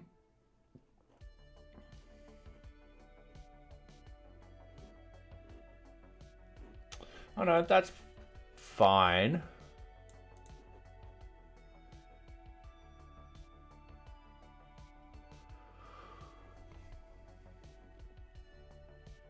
Yeah, I should be passing quarks in. Oh no. There they are.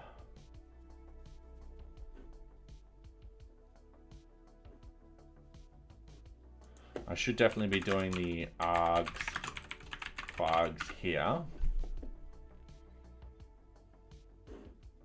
You're passing quarks in. Oh, you mean in this line? Instead of direct values.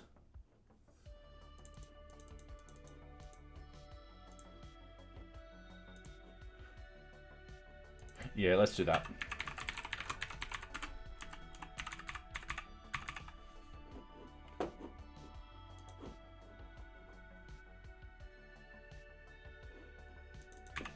Because, yeah, you're right. We've got a location ID. In the test, you're passing them via position. Okay.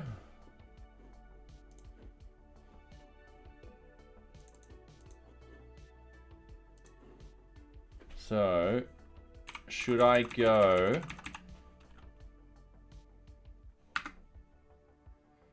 So, hitting line 28.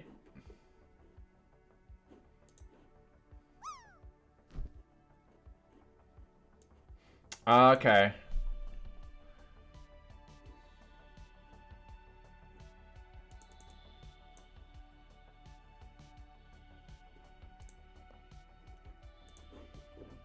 Tell you what, I'm going to put breakpoint here. We're going to go over here. We're going to hit refresh. We're going to hit refresh. We've hit this.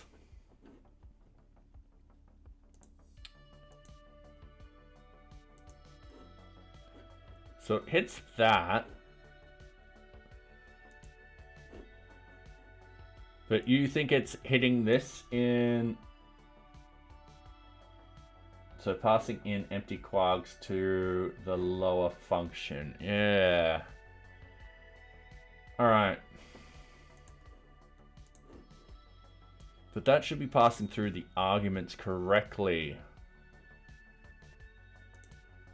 There.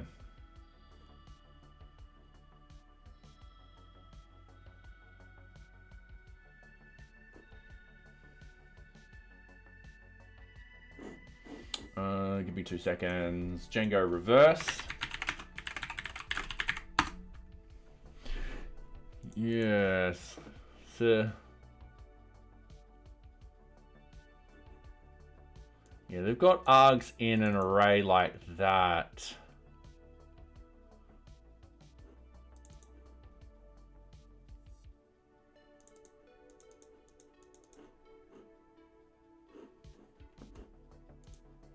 Which is what we...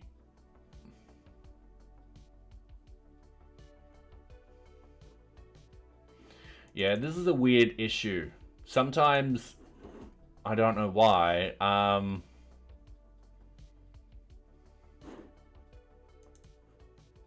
possibly. Another thing I could try...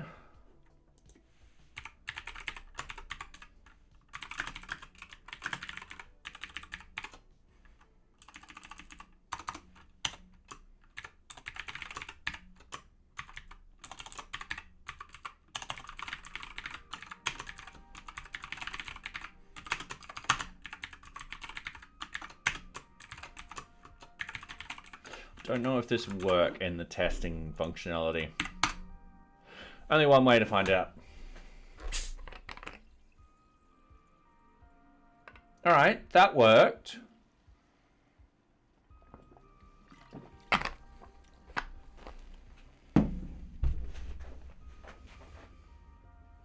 One problem is I haven't got the debugger working for running these tests yet. I'm hoping that bug gets fixed by JetBrains because that would make life so much easier. Okay, so...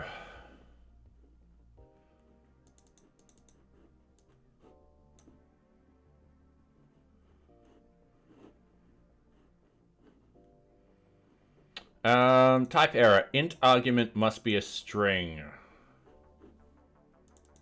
Not simply lazy object. Alright, so that's Django fields int, and then we want to go test user permission, test admin user. I don't know why it's going to that particular one. Oh wait, that's the tests. Yep. Django. Check user permissions, Gantt chart permissions, line 51. Gantt chart check permissions, line 51. So it's hitting that particular one. Might be worth doing a PB set trace. I wouldn't know how to do that, but we'll figure it out. pdb.set trace.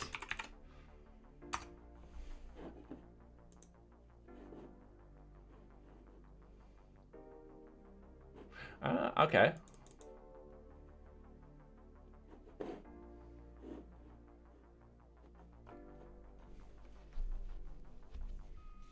It opens the shell. All right, sweet. And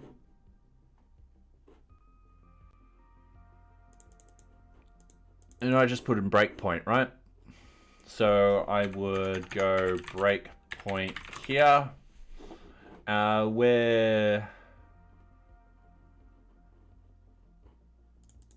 Where would I put this?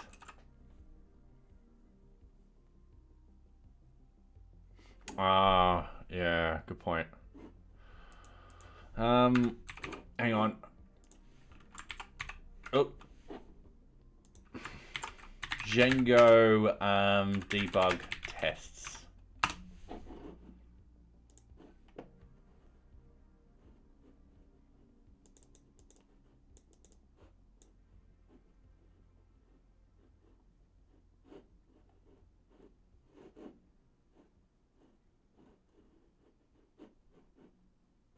All right.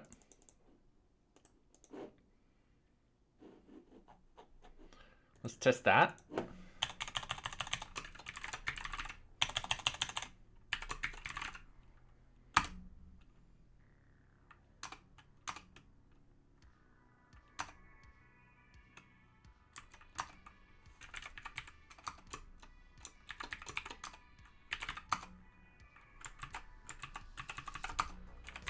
Uh-oh. There we go. Right. Actually, I think it's saying it's breaking here. So wait, I think give me 2 seconds. I think I know what it is.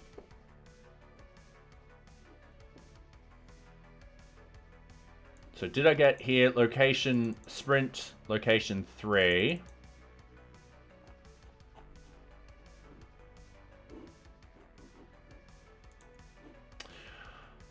I know what it is. I know exactly what it is. It is even sillier.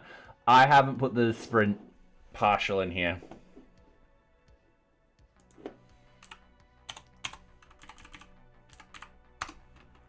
QRS. So sprint item permissions. And then what I want to do from .partials.sprint. Ooh, hello.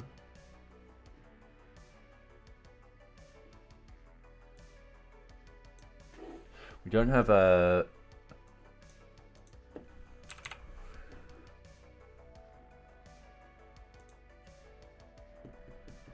hang on, it's not sprint.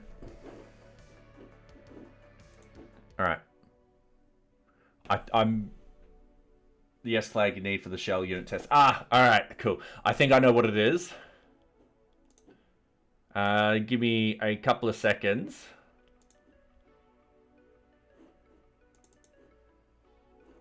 Because we're stating So sprint location 3.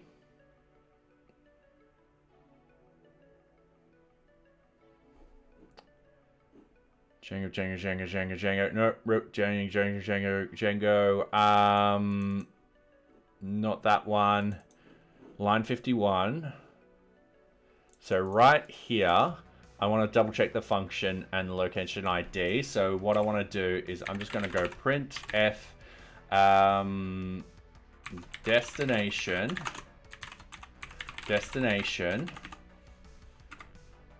Okay. We can get rid of this up here. We can get rid of this up here.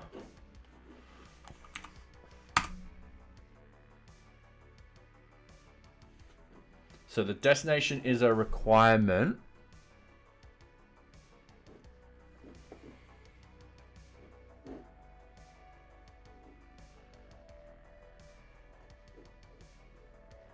So check user Gantt chart permission 949. So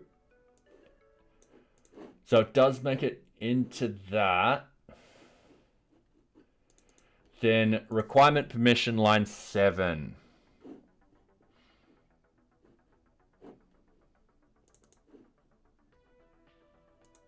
I think it's this line.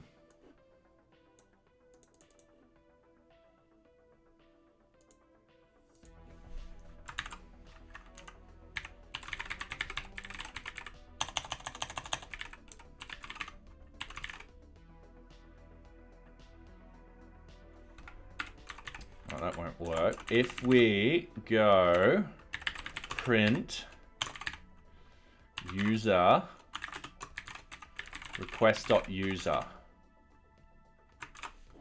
I think that's it.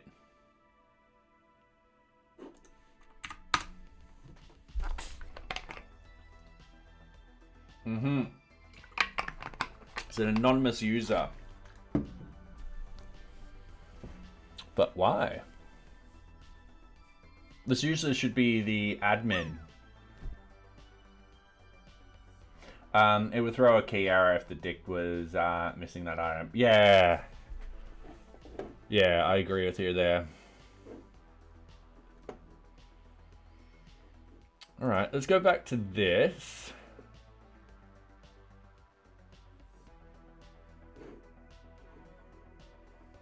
What I'm going to do, I'm going to comment this out.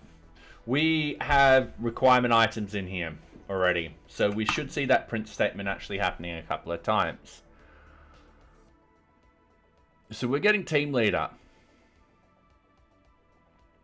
That's what's meant to be happening. But we're not getting it for the admin.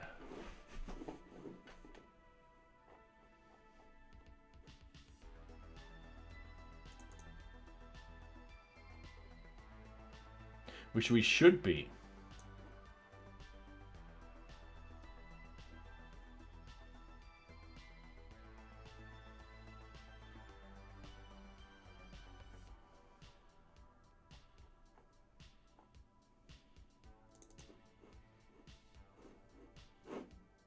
And we are hitting requirement information.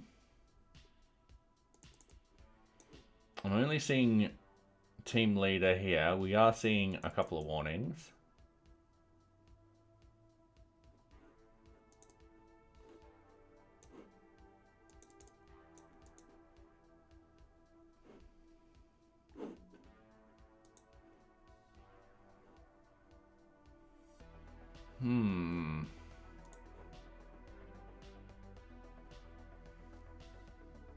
Gotta head off to pick up her glasses. Good luck. Cheers, thank you.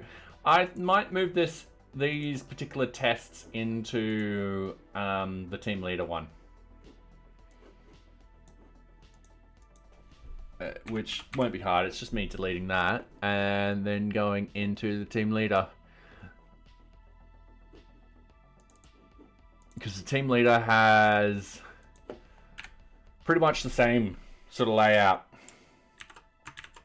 It's the same tuple. So I'm going to save that. I'm going to rerun this.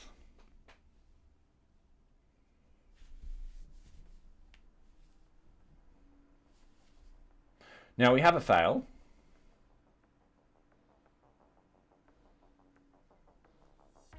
All right. And yeah, we just got an assertion error.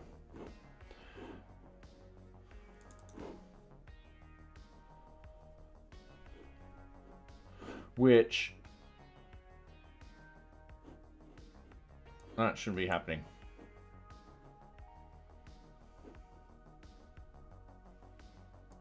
Okay. Anyway, I am going to quickly turn on the sprints.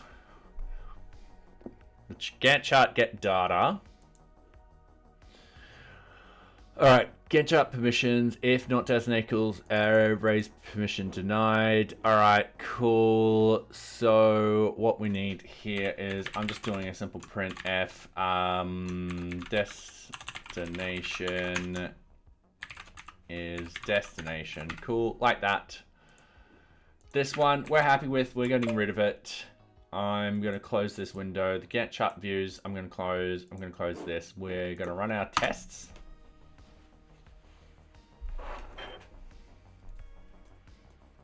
And we have an F. And why do we have an F? Failures 1. 403 does not equal 200. Alright, so I don't think it's that one that's failing. I think it's this one that's failing. So we'll do something like that.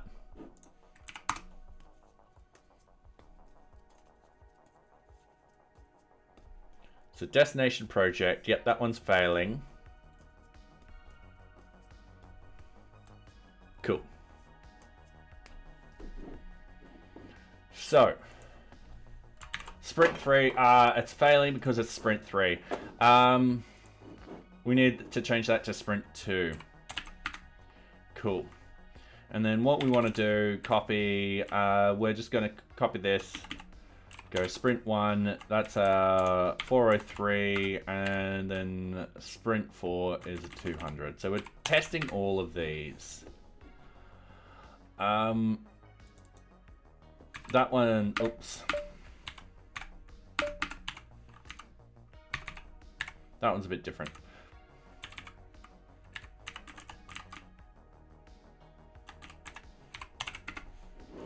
Okay.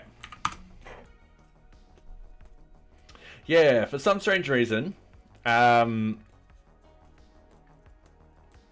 we've got a couple of Fs here. Oh, add time. All right. Yeah, I've got to remember which ones. So 1 and 3 are fails. So 1 is going to be a 403 and 3 is going to be a 403. Okay, cool. And then we just run this. And we just got an ad break. So, yeah. How's everyone going? Hopefully everyone's going well. It is Wednesday. It would be great if it was Friday, but it's not. Oh, well.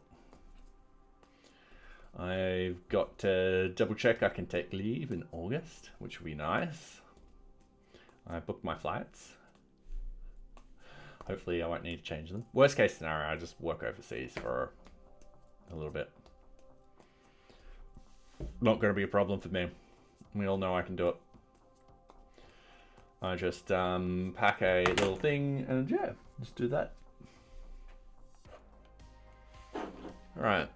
25 seconds to go.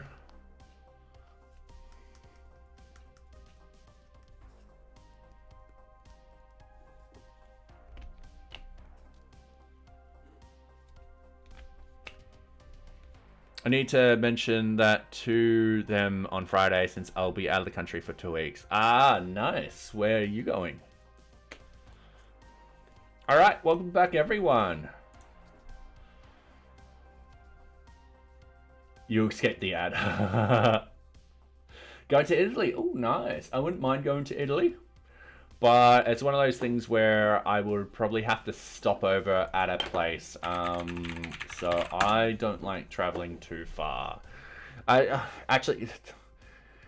don't mind it. It's just that for me to go from Melbourne to Thailand is 14 hours, and that's at the edge of how long I would want to be stuck in a plane and so forth like that. So going that further distance to Italy and stuff like that, I would need to stay in Singapore for a day or two and then do that leg.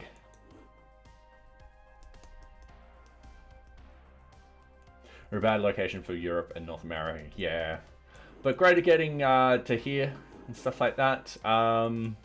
Not too bad getting here. Like, getting to South Korea wasn't too bad, I think. And I'm trying to remember how we did it. Yeah, we landed in Singapore and then we flew from Singapore to South Korea. I'm trying to remember if we did it during the day. I think we did do it during the day. So it wasn't so bad. It's the night flights which get me. So I'm flying to, I think, somewhere in China and then flying from China to Tokyo, which would be nice. Alright, did our tests run? They ran perfectly fine. Let's get rid of all these print statements. So we're just going to find and go print. Yeah, we're actually...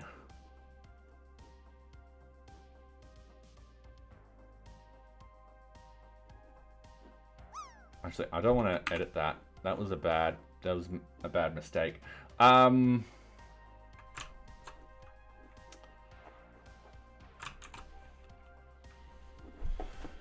Alright, I want to go directory. We want to go tests.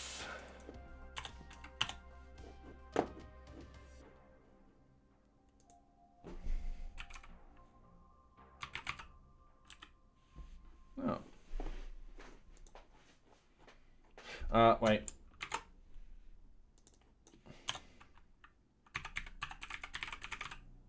I'll just hit this folder thing.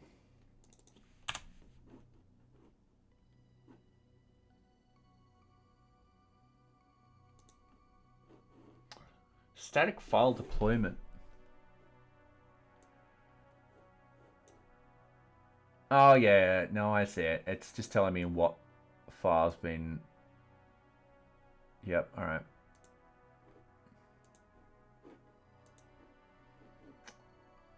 Yeah, alright, cool. I need sites NearBeach, NearBeach, decorators.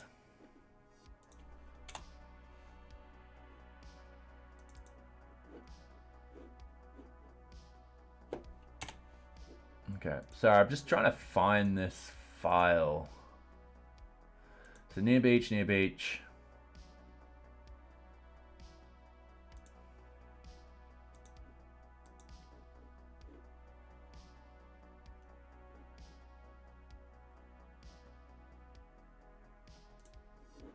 Okay.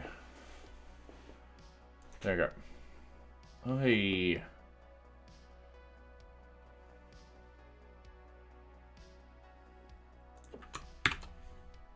Thank you.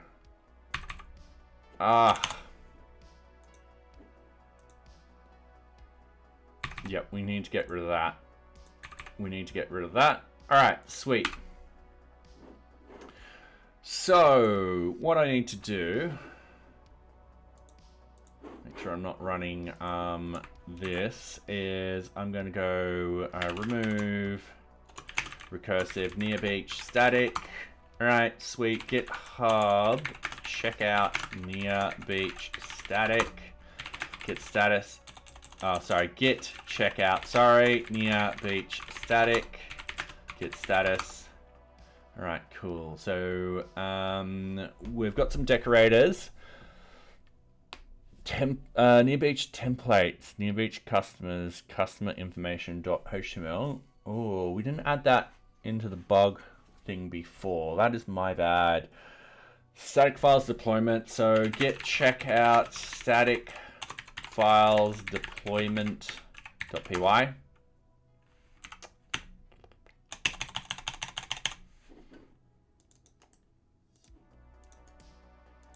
All right.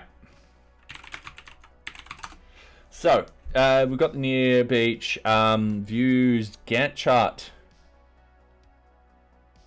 views.py. Yep, we made changes there. We've done the test permissions. Yep, so the test admin, test team leader. Yep, the customer information.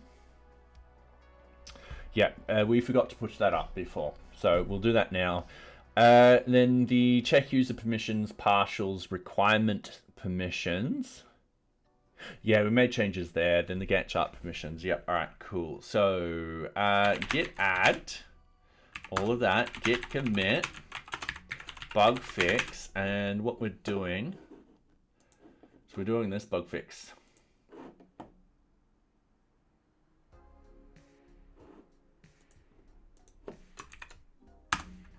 And we're just going to push. And I just realized with the Gantt chart, all right, those permissions will be fine. We want to test using the team leader again. I don't know why this particular thing dropped the user, because that shouldn't be happening.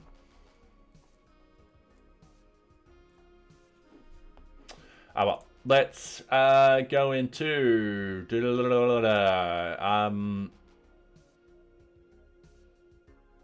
trying to think. Sorry.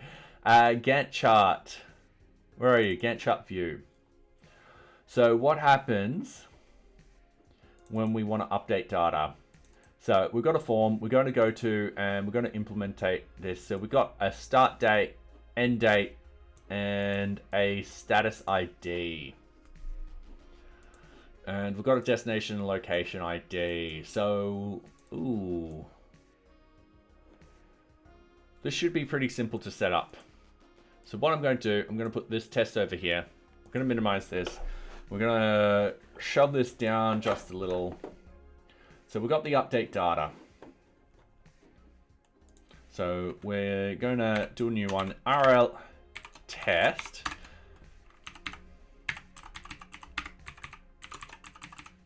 And then we want Gantt data update data. Now, in reality, we're going to say project and then a 1. This one's going to fail. We've got some form data, but we know it's going to fail, but I want to key it in anyway. So end date is going to be 2024 0501. I think that's going to be end date. Then start date. Actually, let's do that as the 10th. 2024 05 01. And status ID. I think I'm going to put that as a 1. Now, we need a 403, and this needs to be a post. Simple as that. Yeah, that's fine. Let's test that.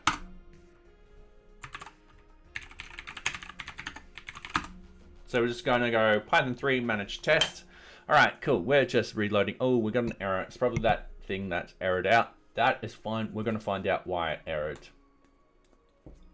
in a second. So Django URLs exception, no reverse match for Gantt chart update data.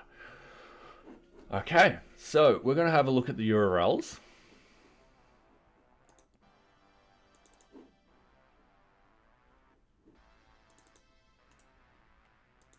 I'm going to copy this.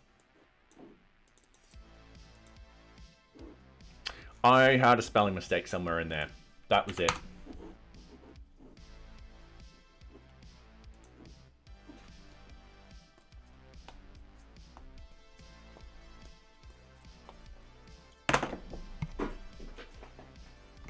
Sorry.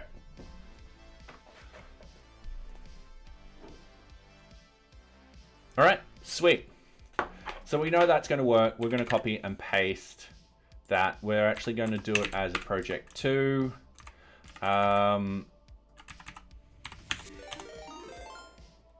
And Memo, or Mimo, how are you going? Thank you very much for the raid. Welcome, welcome everyone. What were you up to in your stream?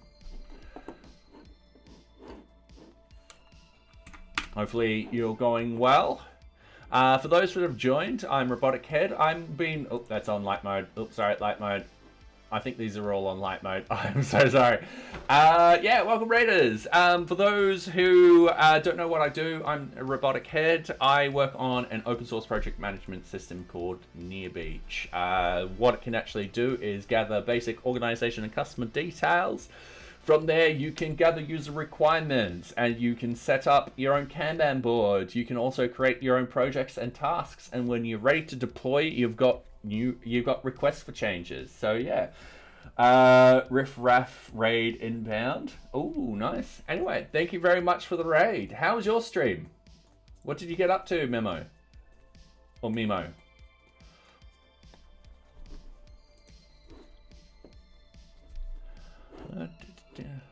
Alright, going into this, we got this.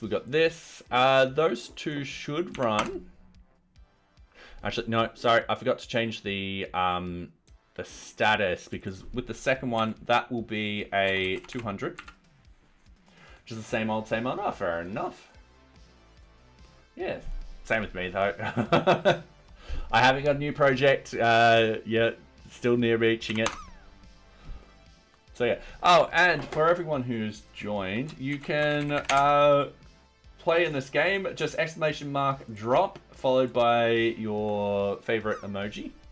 And yeah, there's Toby Tripod falling. So yeah.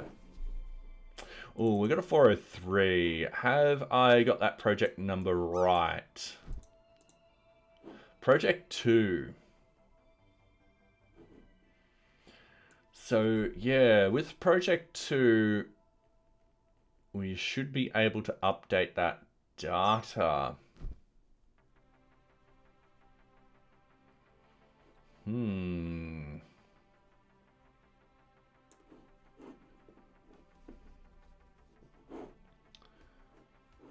This is annoying. Let's jump over into here. Let's actually update some data. Let's go confirm. And we do have a 403, so we can replicate it. I'm going to put on dark mode.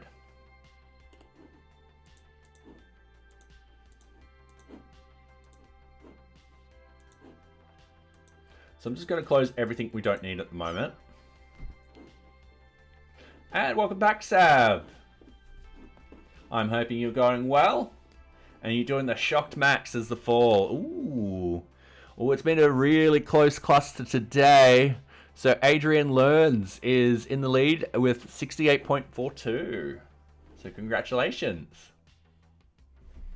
And hey, Owen, how are you going? Hopefully you're going well. How goes the job hunt and stuff like that?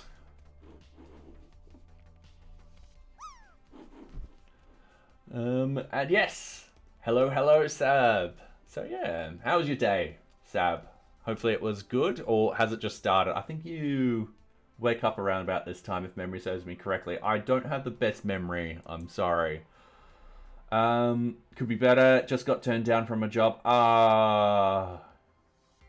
Yeah, I'm sorry about that. Did they give you any feedback?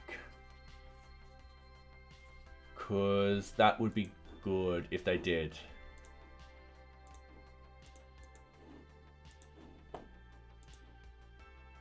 Alright, so we do have a 403. We're going to go and... We're going to close this. We're going to close this. We're going to close this. I realized I closed one of the things which I shouldn't have closed. So under our views, we've got the Gantt data. And then we've got the Gantt data, update data. So we're 403 on this particular one. So we're going to go to this implementation. We're going to put a breakpoint right here. I see what's happening. Oh, yeah. We just...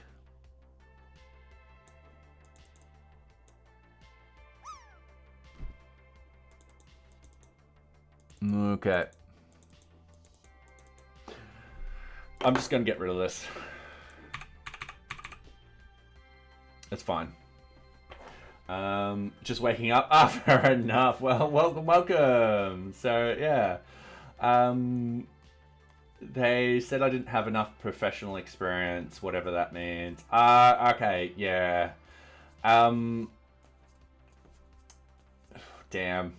I'm sorry to hear. I don't know if you've got any digital agencies around you or anything like that. Something which could offer that professional experience. Getting your foot in the door is the hardest sort of thing. Networking really sort of helps. It's not the only thing, but also your CV and this and that and so forth like that. But yeah, hopefully you can get into a digital agency or something like that, so that way you get that professional experience, and then they can be like, oh, okay, cool, you have been working in a professional space, and it's easier to jump around then. There is a cooldown with the drop. I forgot how long the cooldown is, but that is an awesome emoji, and the next time, once the cooldown's done, highly recommend using that for the drop. So yeah, it doesn't let me at the moment. So yeah. I think the cooldown's 5 minutes. I forgot what it says. Does that actually reset it? Oh, I did not know that. All right, drop everyone. I'm doing Judgmental Lily. Okay, so that should now work. So if we go and refresh, realize that we put a breakpoint there, and I really am gonna get annoyed by that breakpoint, and then we suddenly change this. We do have a forbidden, so I'm gonna put the breakpoint back in, and I'm gonna resend that, and we should hit this. Oh, just missed it. Sorry, my feed's about 40 seconds behind time, so yeah. I need to set up a secondary monitor or something like that where I can actually have my OBS. Yeah. Alright, so destination, task, ID, alright. Get spirit destination. Ooh. I might be using the wrong permission set. Look up here.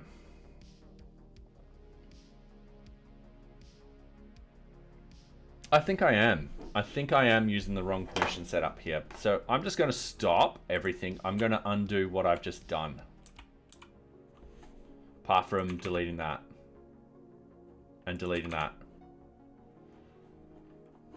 And I am just going to go get status. Sweet. It's only the tests.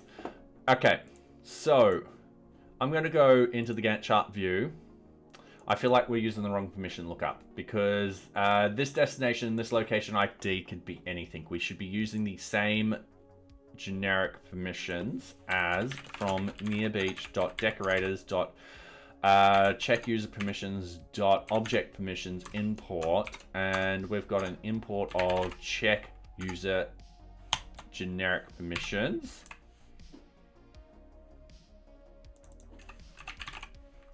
Check user generic permissions. I think that's the one we've got to use. And if we hit debug, stop and rerun, debug, and we just refresh this page, realize that we've broken something. Realize I put a breakpoint at a stupid spot. Alright, cool. There. Realize that I've got another breakpoint. Okay, cool. And then if we do this, we've got a 403. Alright. Get data, update data.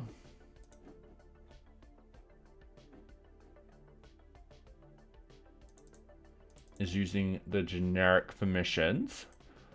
So if we go to that implementation now, we're just going to put a breakpoint there. We're going to right hand click, resend, We're going to do this.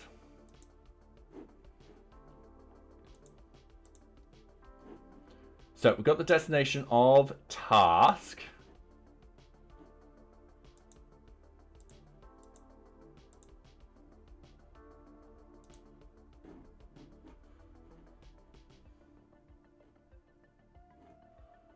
So we've got generic permissions.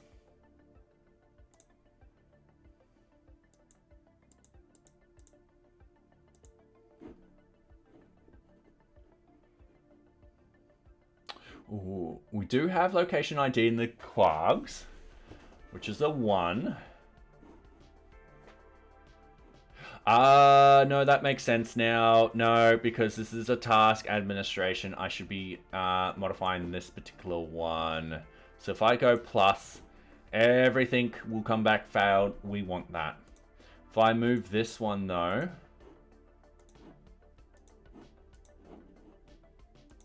and I hit play, it'll work perfectly fine. All right.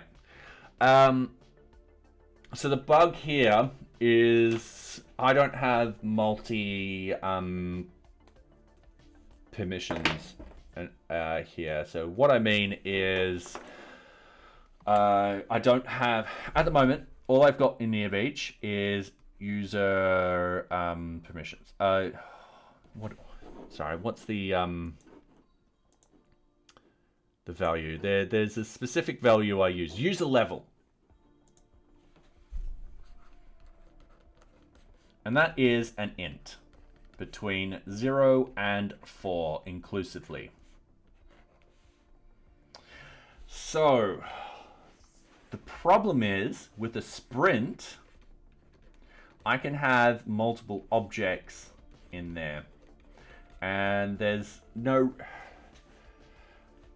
sort of no rules being like my what objects are limited down and so forth like that in there at the moment. So another user can pop in who has, let's say they're in team leader and team member group, but one of them they're read only and the other one they're read write and so forth, edit mode. If there's an object that's only in team member, they shouldn't be able to edit it. And I just don't have the ability at the moment to send these permissions down and be like, all right, this is what the user has permissions to. I've got to think about this problem. And I've got to think about it properly. So, but I think we've fixed the initial issue.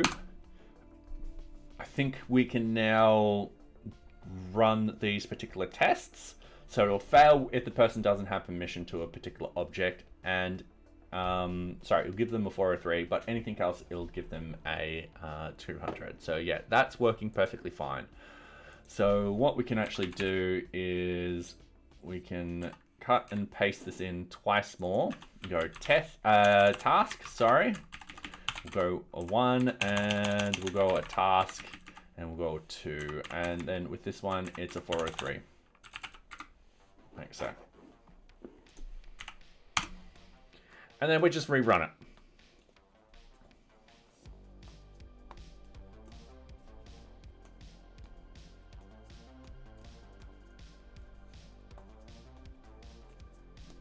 Cool.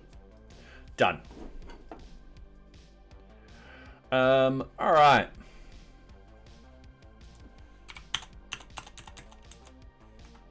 Just neating these up a little. These don't need to be perfect. There we go. I'm happy with that. All right.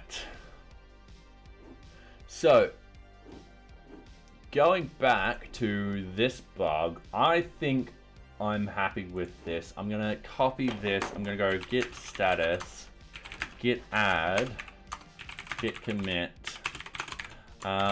Fix to an issue with the Gantt chart permissions. Also added in more unit tests. I'm gonna go git push.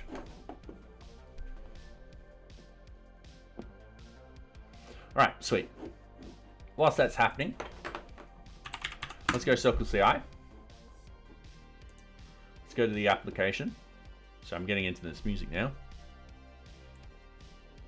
All right, so we're running this. The backend won't take that long to sort of run, so we'll keep it like this. We're actually going to check the artifacts in a minute. So we'll let this run. Whilst we're doing this, we're definitely ready for retesting this. So a read-only user won't have access to any of this, which is great news. So yeah, if we go back, we'll fix this. Now we've got the 24-hour task appears as 1 day when spread over 2. This is a delta problem. So what's actually happening is, if I remove all of this, reset canvas. So the problem boiled down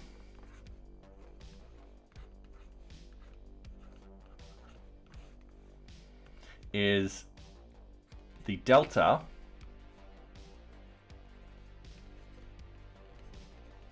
is too large. So currently the delta rate is a day. And this is just causing a couple of follow-up through issues and so forth like that. So what we want to do, so the solution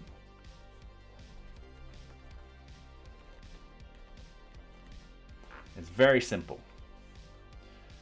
We should make the delta rate equal an hour. 1 hour equals 3 pixels. So if we've got 24 hours in a day,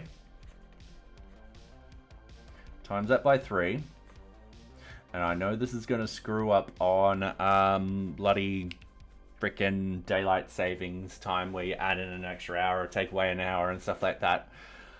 I will have to figure out a solution at a later date for that. So 3 4s are 12, 3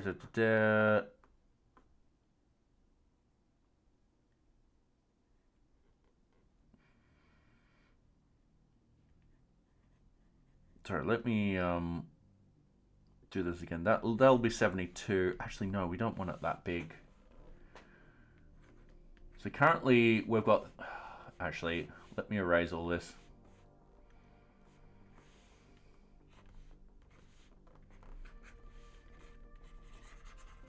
Oh, and we got an ad.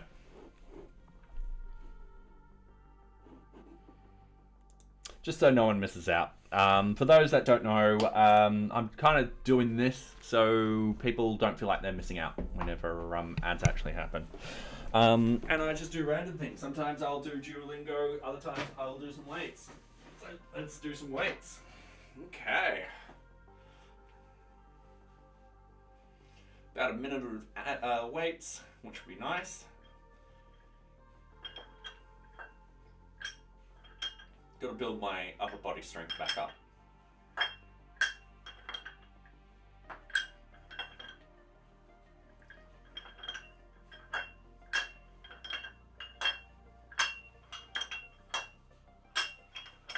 All right.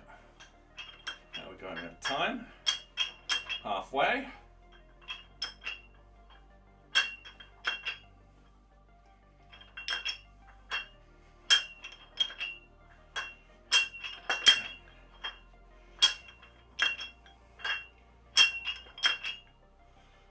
All right, 15 seconds left.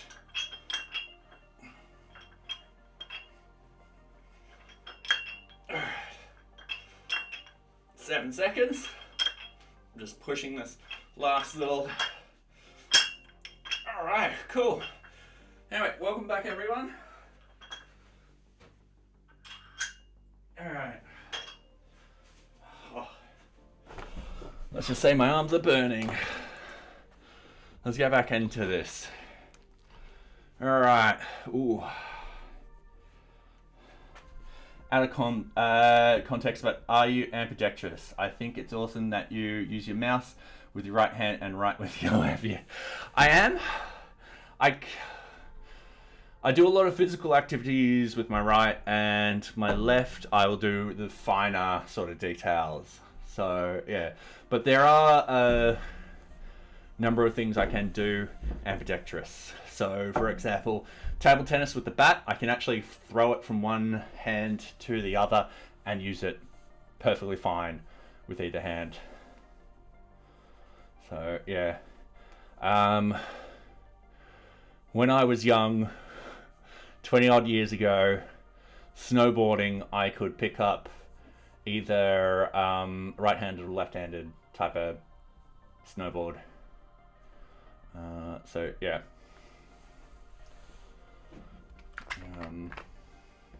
Because I remember learning left-handed because we went with the school, but then I went with the scouts and I needed to use a right-handed board. So yeah.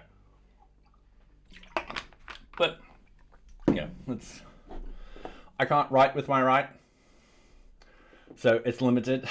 So yeah. All right, we've done that. So going back to this,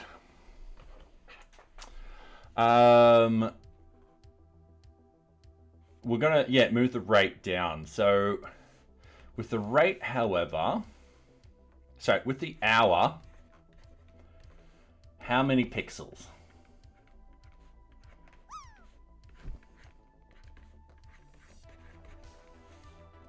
Coastal left-handedness, the world is designed for right-handed people, but we lefties prevail still. Yes. And one thing I hate is notebooks with the wire.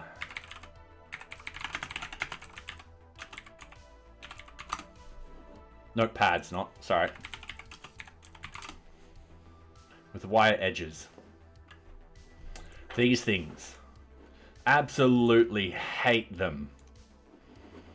Alright, these little... I can't use them. Hence, I go out and buy just plain notepads. Also, talking about left-handedness. So, there we go. Constant ink on my hand. And I'm starting to see ink around the workplace, and I'm pretty sure that's me. Scissors. Yes, that's one thing I've had to learn to use in my right hand just because could not find any left-handed ones. Another thing which I also had to learn in my right hand is can openers, which is really annoying.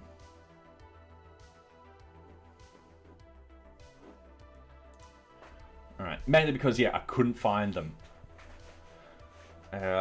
However, nowadays, I think I'd do something different to make them work.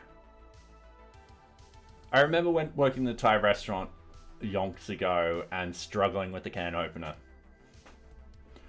But nowadays, I think I'd do something different to get it to work. How do people open up? Just wait.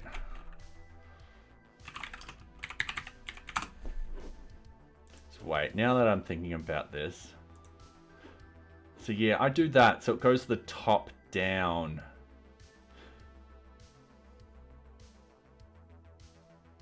Okay, that's how you're meant to do it. Cool. I'm not doing something weird. Don't worry. For us lefties, it could just as well have been called a can't open up. I'm going to nick that one. Because I work with a couple of left-handeds. I think they'll all enjoy it. So, at the moment, with day, we're using 35 pixels. I don't know if shrinking this will work. So what we want to do, let's go to the parent object. Let's actually create a sprint. Create a new sprint. We'll make it go for 2 weeks.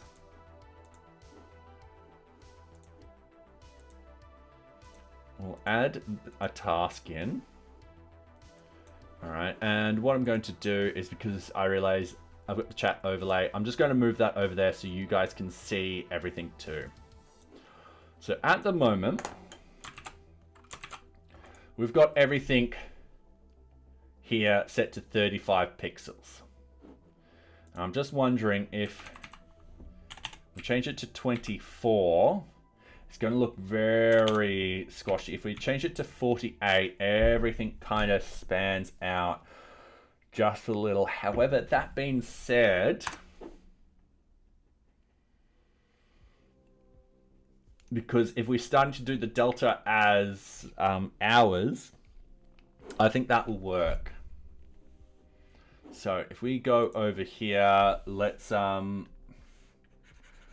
that. Let's do 2 pixels. 3 pixels, too much. I think when I decided 3, I was thinking 12-hour days, and that doesn't work. So yeah, we could always no. We'll keep it as an hour delta. I think yeah, the 48 width will work perfectly fine. So now what we've got to do is just fix the math in this. So we're going to close all tabs. We're going to minimize everything. We're going to open up this. We're going to open up our source. We're going to open up our SAS. We're going to open up our components, and we're going to open up our Gantt chart. So straight off the bat, we've got stuff in here to edit. So one thing we've got to edit is the width. So we've got width 900. Yep, that's perfectly fine. Yep, that's fine. So this will be 48.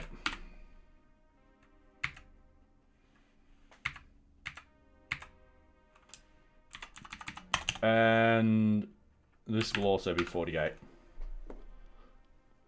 So the get row bar will always have min width 48. Oh, actually no.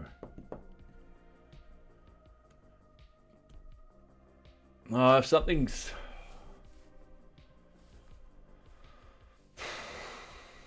Sorry, I'm just got to think here.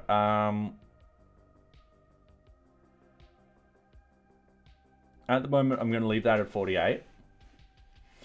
We can have tasks and project that last 6 hours or something very small. That's not going to be a problem. And we kind of want to show on the Gantt chart that. And thank you very much, PS3 Man Now, for the subscription with Prime. Thank you very much. It's greatly appreciated. Everything we're sort of gathering through stream and stuff like that goes directly into NearBeach, so I don't see it. At the moment, we are saving up for hopefully a UI UX developer to have a look at NearBeach and make some improvements to it. So yeah, thank you very much. It is greatly appreciated, and welcome. I do hope you are enjoying my content. So yeah, thank you. All right. So yeah, I'm tossing up with this bar. Now, what I'll do is I'll visually show this to you guys. So let's actually put this in to May. So let's go 20, 24, 05. Let's go 17. Start at 9 a.m. Because, you know... We'll just make it start at 9 a.m. We'll do that. We'll make it finish at, let's say, 5 o'clock. All right. At the moment, it's showing... cheers. Thank you very much. Yeah. Well, I do hope you also enjoy NearBeach. So, yeah. It's coming along slowly. We're just fixing all these bugs and implementing new functionality like the sprint and Gantt chart functionality. This has a long way to improve. Let's just say that. But this is at the point a minimal viable product. We're now making those improvements to make it a better minimal viable product. So yeah. As you see, this is showing pretty much all of that. I think the minimum I would want to go is 12 hours to view on there. Otherwise, if we've got something that keeps getting smaller and smaller and smaller, it's going to be hard to actually sort of edit. So as you see, this is already a issue trying to sort of grab onto the edges and so forth. So I think 24 pixels, I think should be the minimum. All right, let's go with the next width. We've got the start and end being 5 pixels each. So that takes 10 away from here. Actually 14. I'm going to veto that, and I'm going to go 7. Get row middle. Now that's calc 100% minus 10. I think we got to do that minus 14 now. Oh, and our music has stopped. Oh no, still playing. Don't worry. So yeah, I think that's all we need to do in the SAS file at the moment. So let's actually start editing the Gantt chart. And once again, a lot of this is just going to be math now to get this to run. So what we've got is we've got math to put this somewhere on here. We've got math for the width. Yeah, it's not complicated math, luckily. So the render, the days and stuff like that, that's working perfectly fine. That we don't need to change. It's the render Gantt row. So this is the big one. So we minimize this. What I want to do, npm run watch, just so that we've got everything running. We'll go over here. And we start doing stuff in here. So the bar width.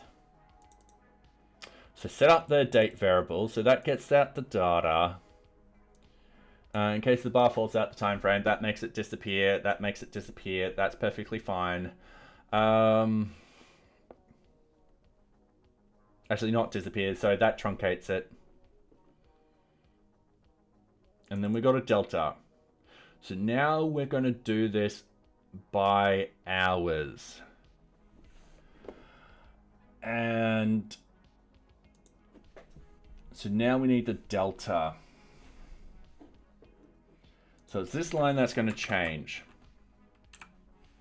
It's going to be very similar. So delta equals math.ceiling. So we've got end date minus start date divided by 1,000 milliseconds times by 60 and by 60, but not by 24 hours. And then we're only dealing with 2. So I'm just going to put delta in here.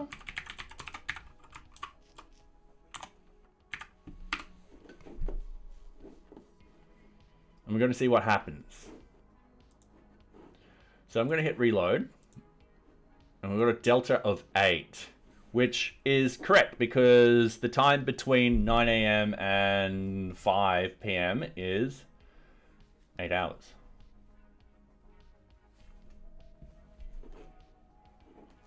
Easy. So then the pixels will be 2. And there we go. And if we go into the row bar, we've got a min. So we've got a width of 16. Now that's 16 at the moment. All right.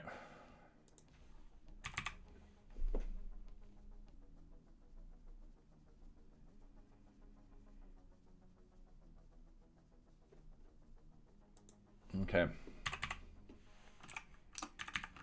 If the delta is less than 12, we make it 12. If delta is less than 12, delta equals 12. All right, that's just a oh, it won't let me do that, will it? Why won't it let me do that? Oh, it's a const. So I'm gonna remove that for the moment.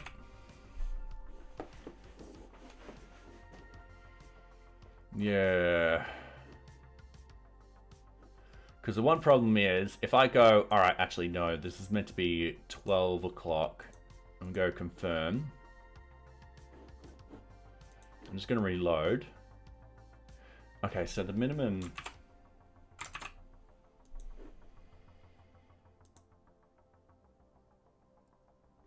Okay. So the minimum does work. We don't need to do anything. All right, cool. So yeah, we don't need to change any of the deltas or anything like that. I'm happy. All right. So the next thing is condition bar. Yep. We now need to change this delta. So we get rid of the 24 and we change the 35 to 2 pixels. So we're happy with that. And if the end date is before the start date, we modify the start date to be the end date -1. That we're not changing because we're minusing 1 day. If the start date is after the end date, we modify the end date to be the start date plus 1 day. All right, we're happy with that. Mouse down event, that's just our mouse down event. We don't have any deltas in there whatsoever. That update Gantt chart, that's updating the Gantt chart with the data. We're happy now with this render row. So everything should, in theory, line up perfectly. So the idea now is if we go and change this to 0, this will actually line up perfectly with the start of the day. Sweet. All right. We just need to flag it that it starts there. Okay, I like this.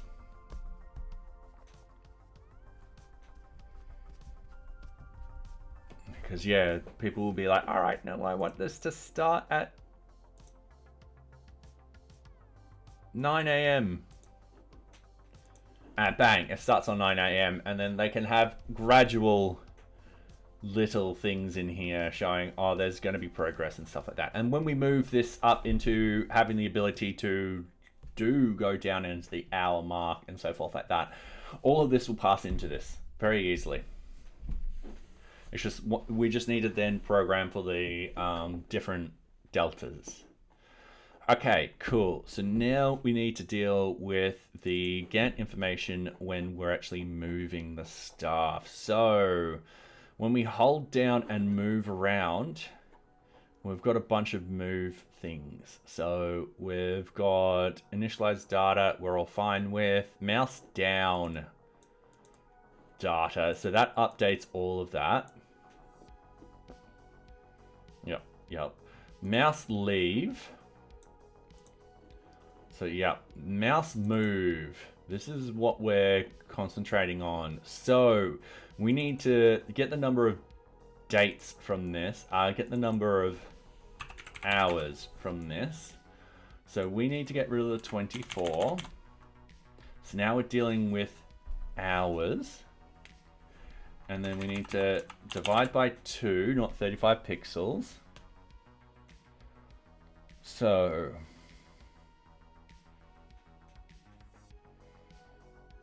that will give us the number of hours. And then we've got a bunch of updates. So update end. That's just getting the time. That's adding on the delta. Once again, the delta will be in hours. So that will be perfectly fine. Update Gantt chart. Yep. Update middle. That's just moving the delta. That should be fine. So forth like that. So if we hit reload, this is now moving in hours. So if you guys have a look at the start date and end date, you'll notice that it's no longer now moving in days. This is moving a lot smoother, and I feel this is so much better. When we actually do to implement the this so you can see it on the hour time scale too, what we'll do is we'll implement it so that it moves at the minute mark, not just the hour mark. So yeah, this is so much better.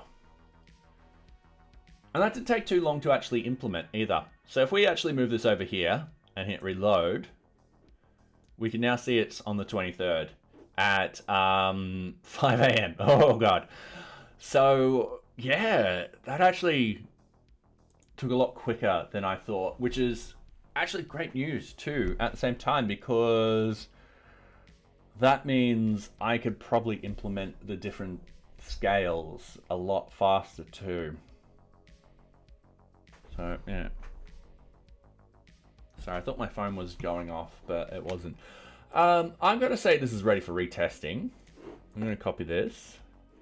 I am going to actually close this out. I'm going to go git status, git add source, git commit. Now we didn't edit any views then. So bug fix. So bug fix, I absolutely forgot what I was typing then.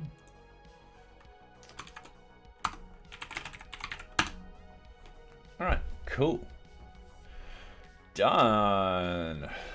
All right. Let's do a release. Now the release won't take us too long to actually implement, so it's not going to be a problem. If we go back over here, so we're not putting this one in the fix, in the release, because that's actually part of something else. We've done all of those. I'm just wondering if we could squeeze in a quick, very quick task. So we've got only one major. That one's going to happen next time. Extra permissions, extra update. All right, I need to actually work out the extra permissions too. My planner cannot tell objects are closed.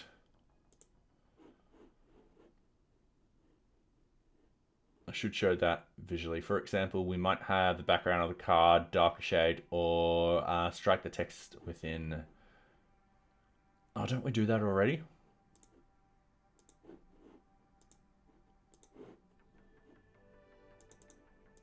We also have no way to go from here into the card. So QA team.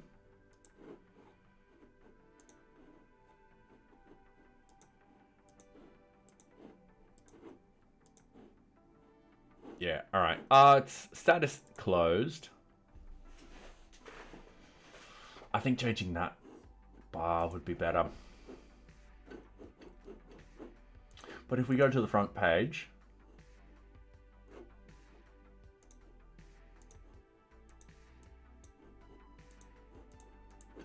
oops. So I'm just quickly testing something out. So what I'm doing is I'm adding a card to me. I'm making sure the card isn't closed. I am team leader. I can cheat and just do this. Add the card in. So it's backlog. If I go to NearBeach, yeah, we've got something there. Cool. All right, and I might change this up a little bit. So yeah, oops, sorry about the bright screen. So that one can wait. No clipping for the end date on a yep.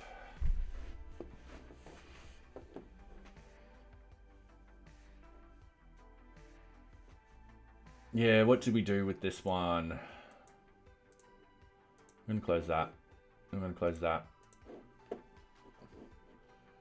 We're gonna list sprints. We're gonna go for the latest. The latest isn't there. How did we do this? Go to parent object. Sorry. I'll replicate the bug. Sprints, create a new sprint. Let's say this sprint is actually going to be a 3-day sprint. So 15th, 16th, and 17th. Oh. And you're back. All right, cool. Yeah, that testing issue before, that was weird. Essentially, the admin user was not passing through to the test properly. So what I did was I just shoved the tests into the team leader tests, and it worked perfectly fine. And I'm like, that covers that particular unit test. So yeah, it's weird. Considering we are logged in as the admin user, we know this because we can we do go to requirement items, it uses the exact same permission decorator and so forth like that. So yeah, it's just weird. Also, this is weird. I thought I put this as a 3-day sprint.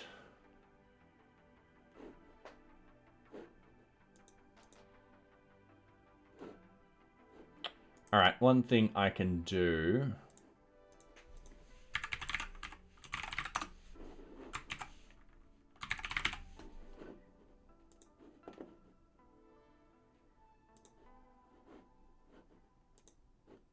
The sprint 6.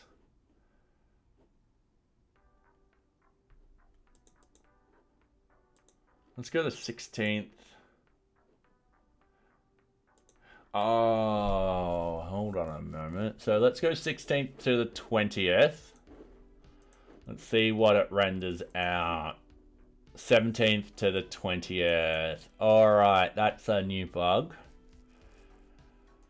All right, sprints, not Gantt chart.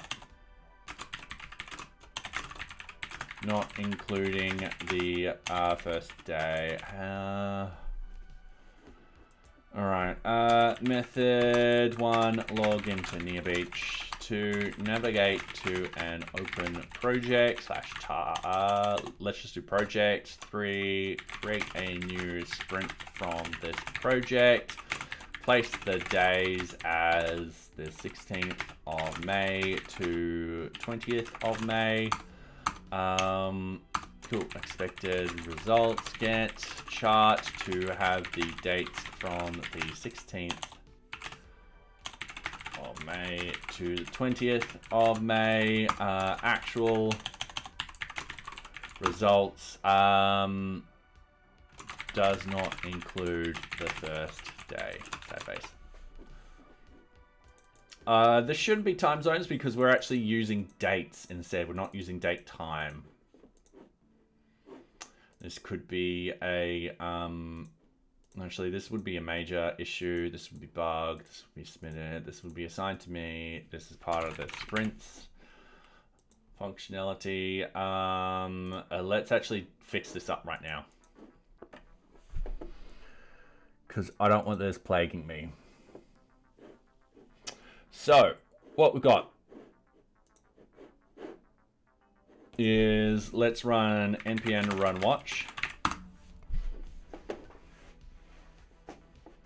Hopefully I can fix this within 10 minutes and then we can do a release, and then I probably got to call it a night there because it's about 9:36 here.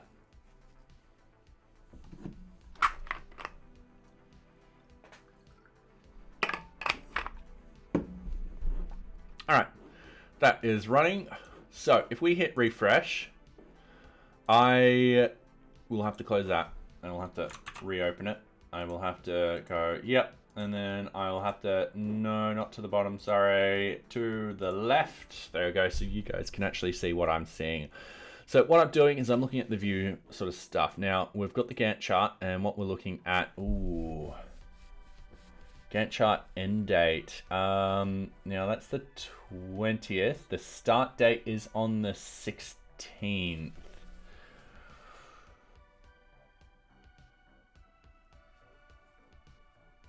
Yeah, that's probably why.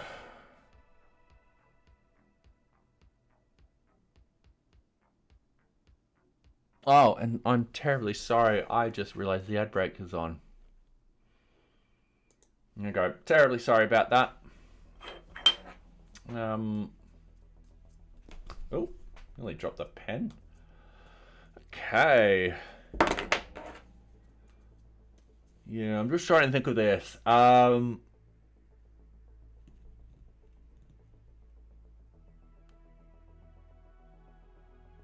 think this is just a math thing. Really? I think...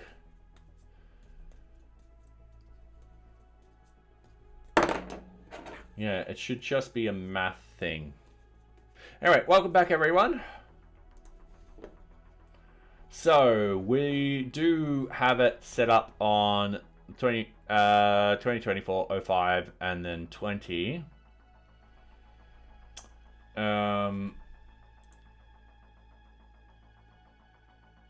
Yeah, I think... Let's see what we're doing with the render stuff. Let's go into here. Let's go into render days header. So on, we've got the methods, get day,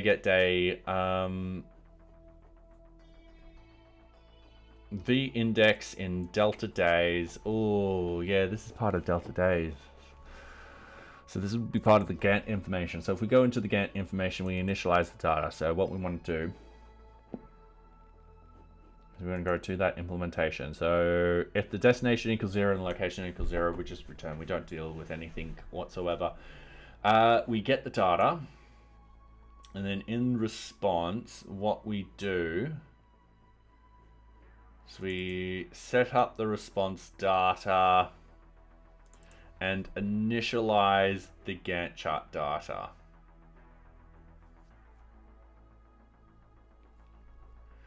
And we've got the dates in TS. So end date is date time from ISO, date time. I think I know what's happening. I think it's I was converting from UAT into today's date, the local date, and time zones are screwing me over.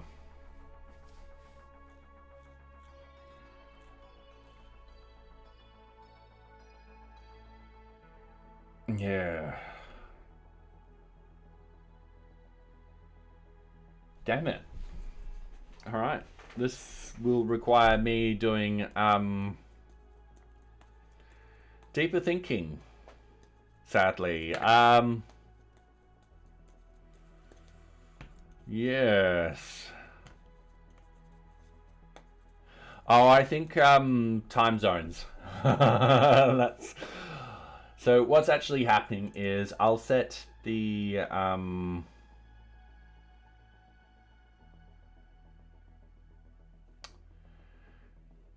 start date to be that. However, that's not even... even if I'm 11 plus, that's still not the next day.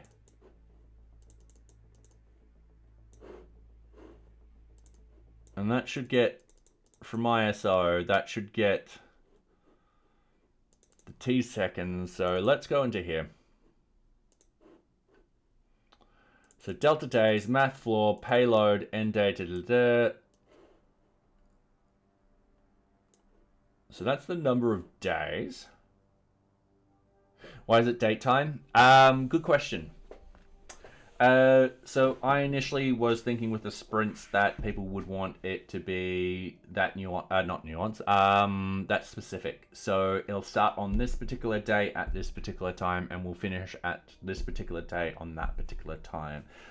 However, that being said, if that was misinformed for me, I'm happy to change that back down to just dates, in which case we don't have to deal with date time, time zone stuff, which is what I would prefer. So yeah,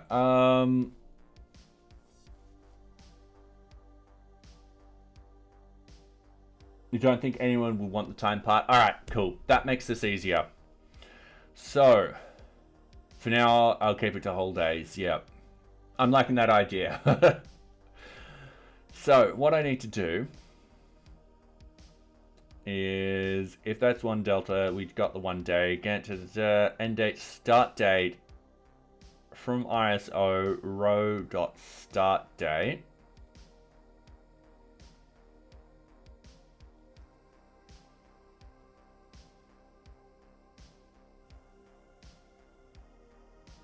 Yeah.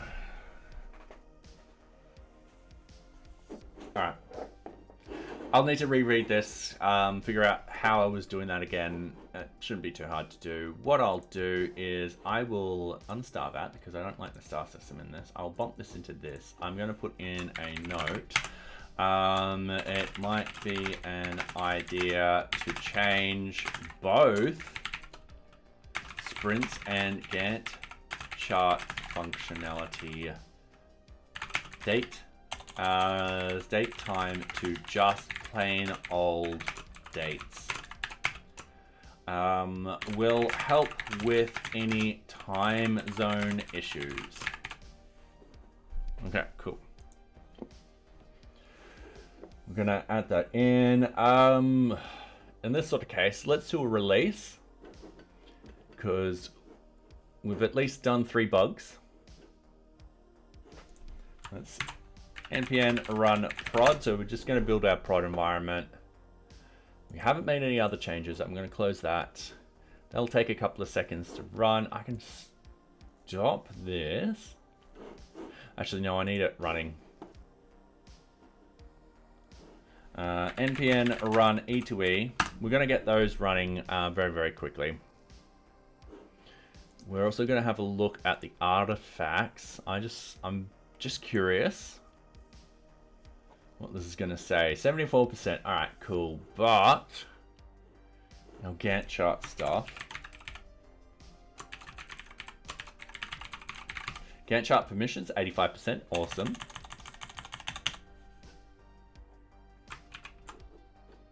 Highlight all. And that's at 92. Sweet. So, yeah. We don't need a test for this, because this particular function is a Django function. Ooh, 11 failed. Make sure users logged in. That's why it failed. Let's rerun that. Sometimes that happens. For some strange reason, it just fails to log in. All right, cool. So this is still 74. Kanban column permissions and all that kind of stuff. Yeah, we'll throw through some tests and stuff like that for those later on. I reckon we can get this up really well. So yeah. Okay.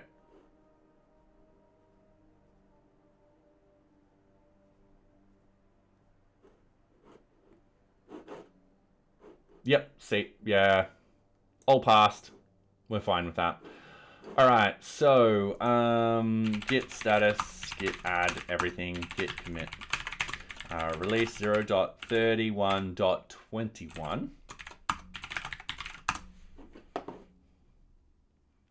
which we're now 14 off. So our last 0.30 got up to 0.30.35. We're now at 0.31.20. We're 14 off. Oh, 21, I should say. All right, I pushed that. Yep, cool, sweet. So what we want to do is NearBeach.read the docs, because we're documenting everything. What we want to do is procedures, deployment on NearBeach. So we know there's problems at the moment. We're hoping they're going to be fixed. We've done that. We've done that. Check all screenshots.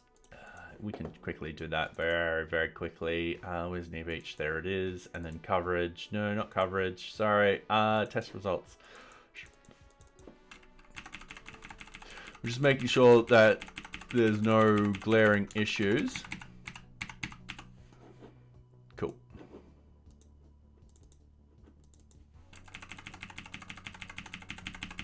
Yeah, we're happy. Check CI's latest build.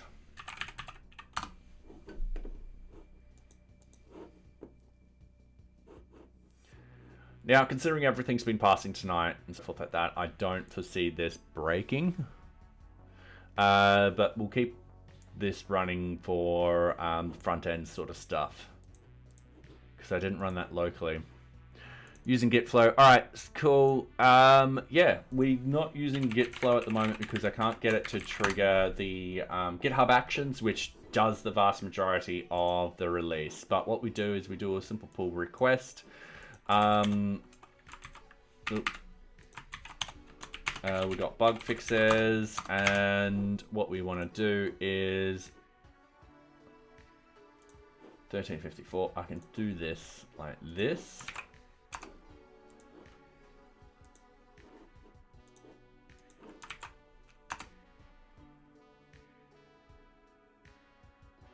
Which one is Gitflow? Yeah, so I've been using Gitflow for creating new features and stuff like that.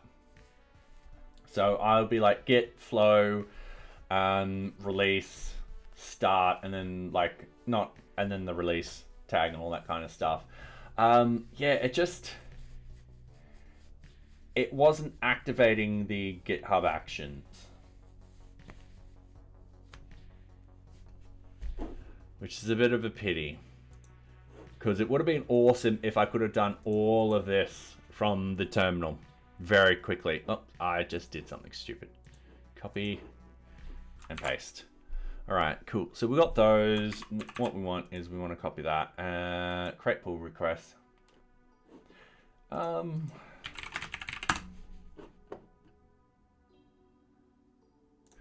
Here's an Atlassian thing.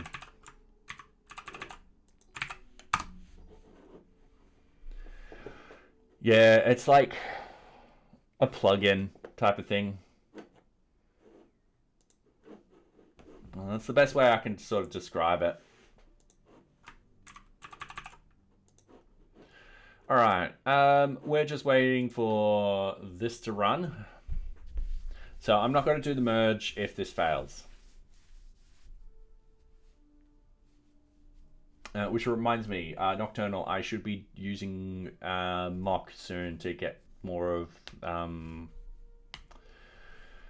do some proper unit testing for the VueJS stuff.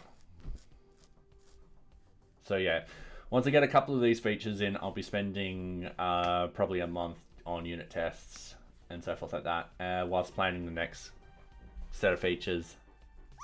Oh yeah, don't forget to drop everyone. And you can place an emoji at the end. I'm doing Grumpy Max. All right, this passed. I'm happy. This is passed. We're going to be naughty. We're going to do this. Don't tell my mother. She'll be very upset.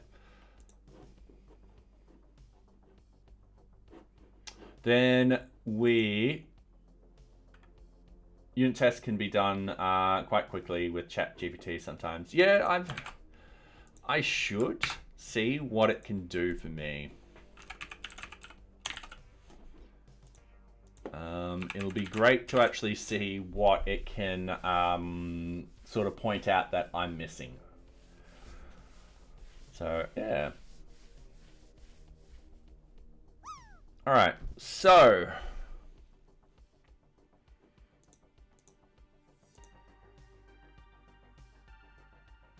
and that's it. So the release will happen in half an hour. Nocturnal, this is the one with the new Python, so the 3.12. I will probably test it out first, and I'll give you the heads up if it's safe. So yeah. Cool. So for those that don't know what happens here, essentially I'm deploying to PyPI, which is where we actually store the Python sort of code. So you can actually install NearBeach if you set up your own local project and stuff like that. You can actually install NearBeach off PyPI easily. Once that's done, it'll deploy the static files, because we've got a bug in the system where we couldn't actually get the static files to deploy within the Docker file. That is something which we will eventually solve, but for us, what we can actually do is we just deploy it and tell everyone to use our CDN. So yeah, that takes the longest time. That takes about 20 odd minutes. And then once that's done, it'll trigger the Docker build. So once the Docker build is done, you can actually install NearBeach using Docker. So yeah, and not only Docker now, we're also supporting Podman. I want to get back into Nomad, and I want to play around with Kubernetes and stuff like that. So yeah, see how it works for you. I don't use Copilot anymore. I just use ChatGPT for crazy error messages and unit tests. Oh, nice. Okay. So yeah, I've got to use it more. Anyway, I'm probably going to call it there today. Let's see who's streaming. Just because I know I've got to jump onto my work computer very, very shortly. So we have the Copperager's probably sleeping, so we won't plug in. We've got Tim Bordeaux. We've got he's playing games. We've got Cake Sets. Yeah, let's do cakes. Give me the massage. Give me the massage! Yeah, they're building a game by the looks of it. So let's rate. All right. Anyway, thank you very much, everyone, for coming tonight. It has been wonderful. We've done another release, which is always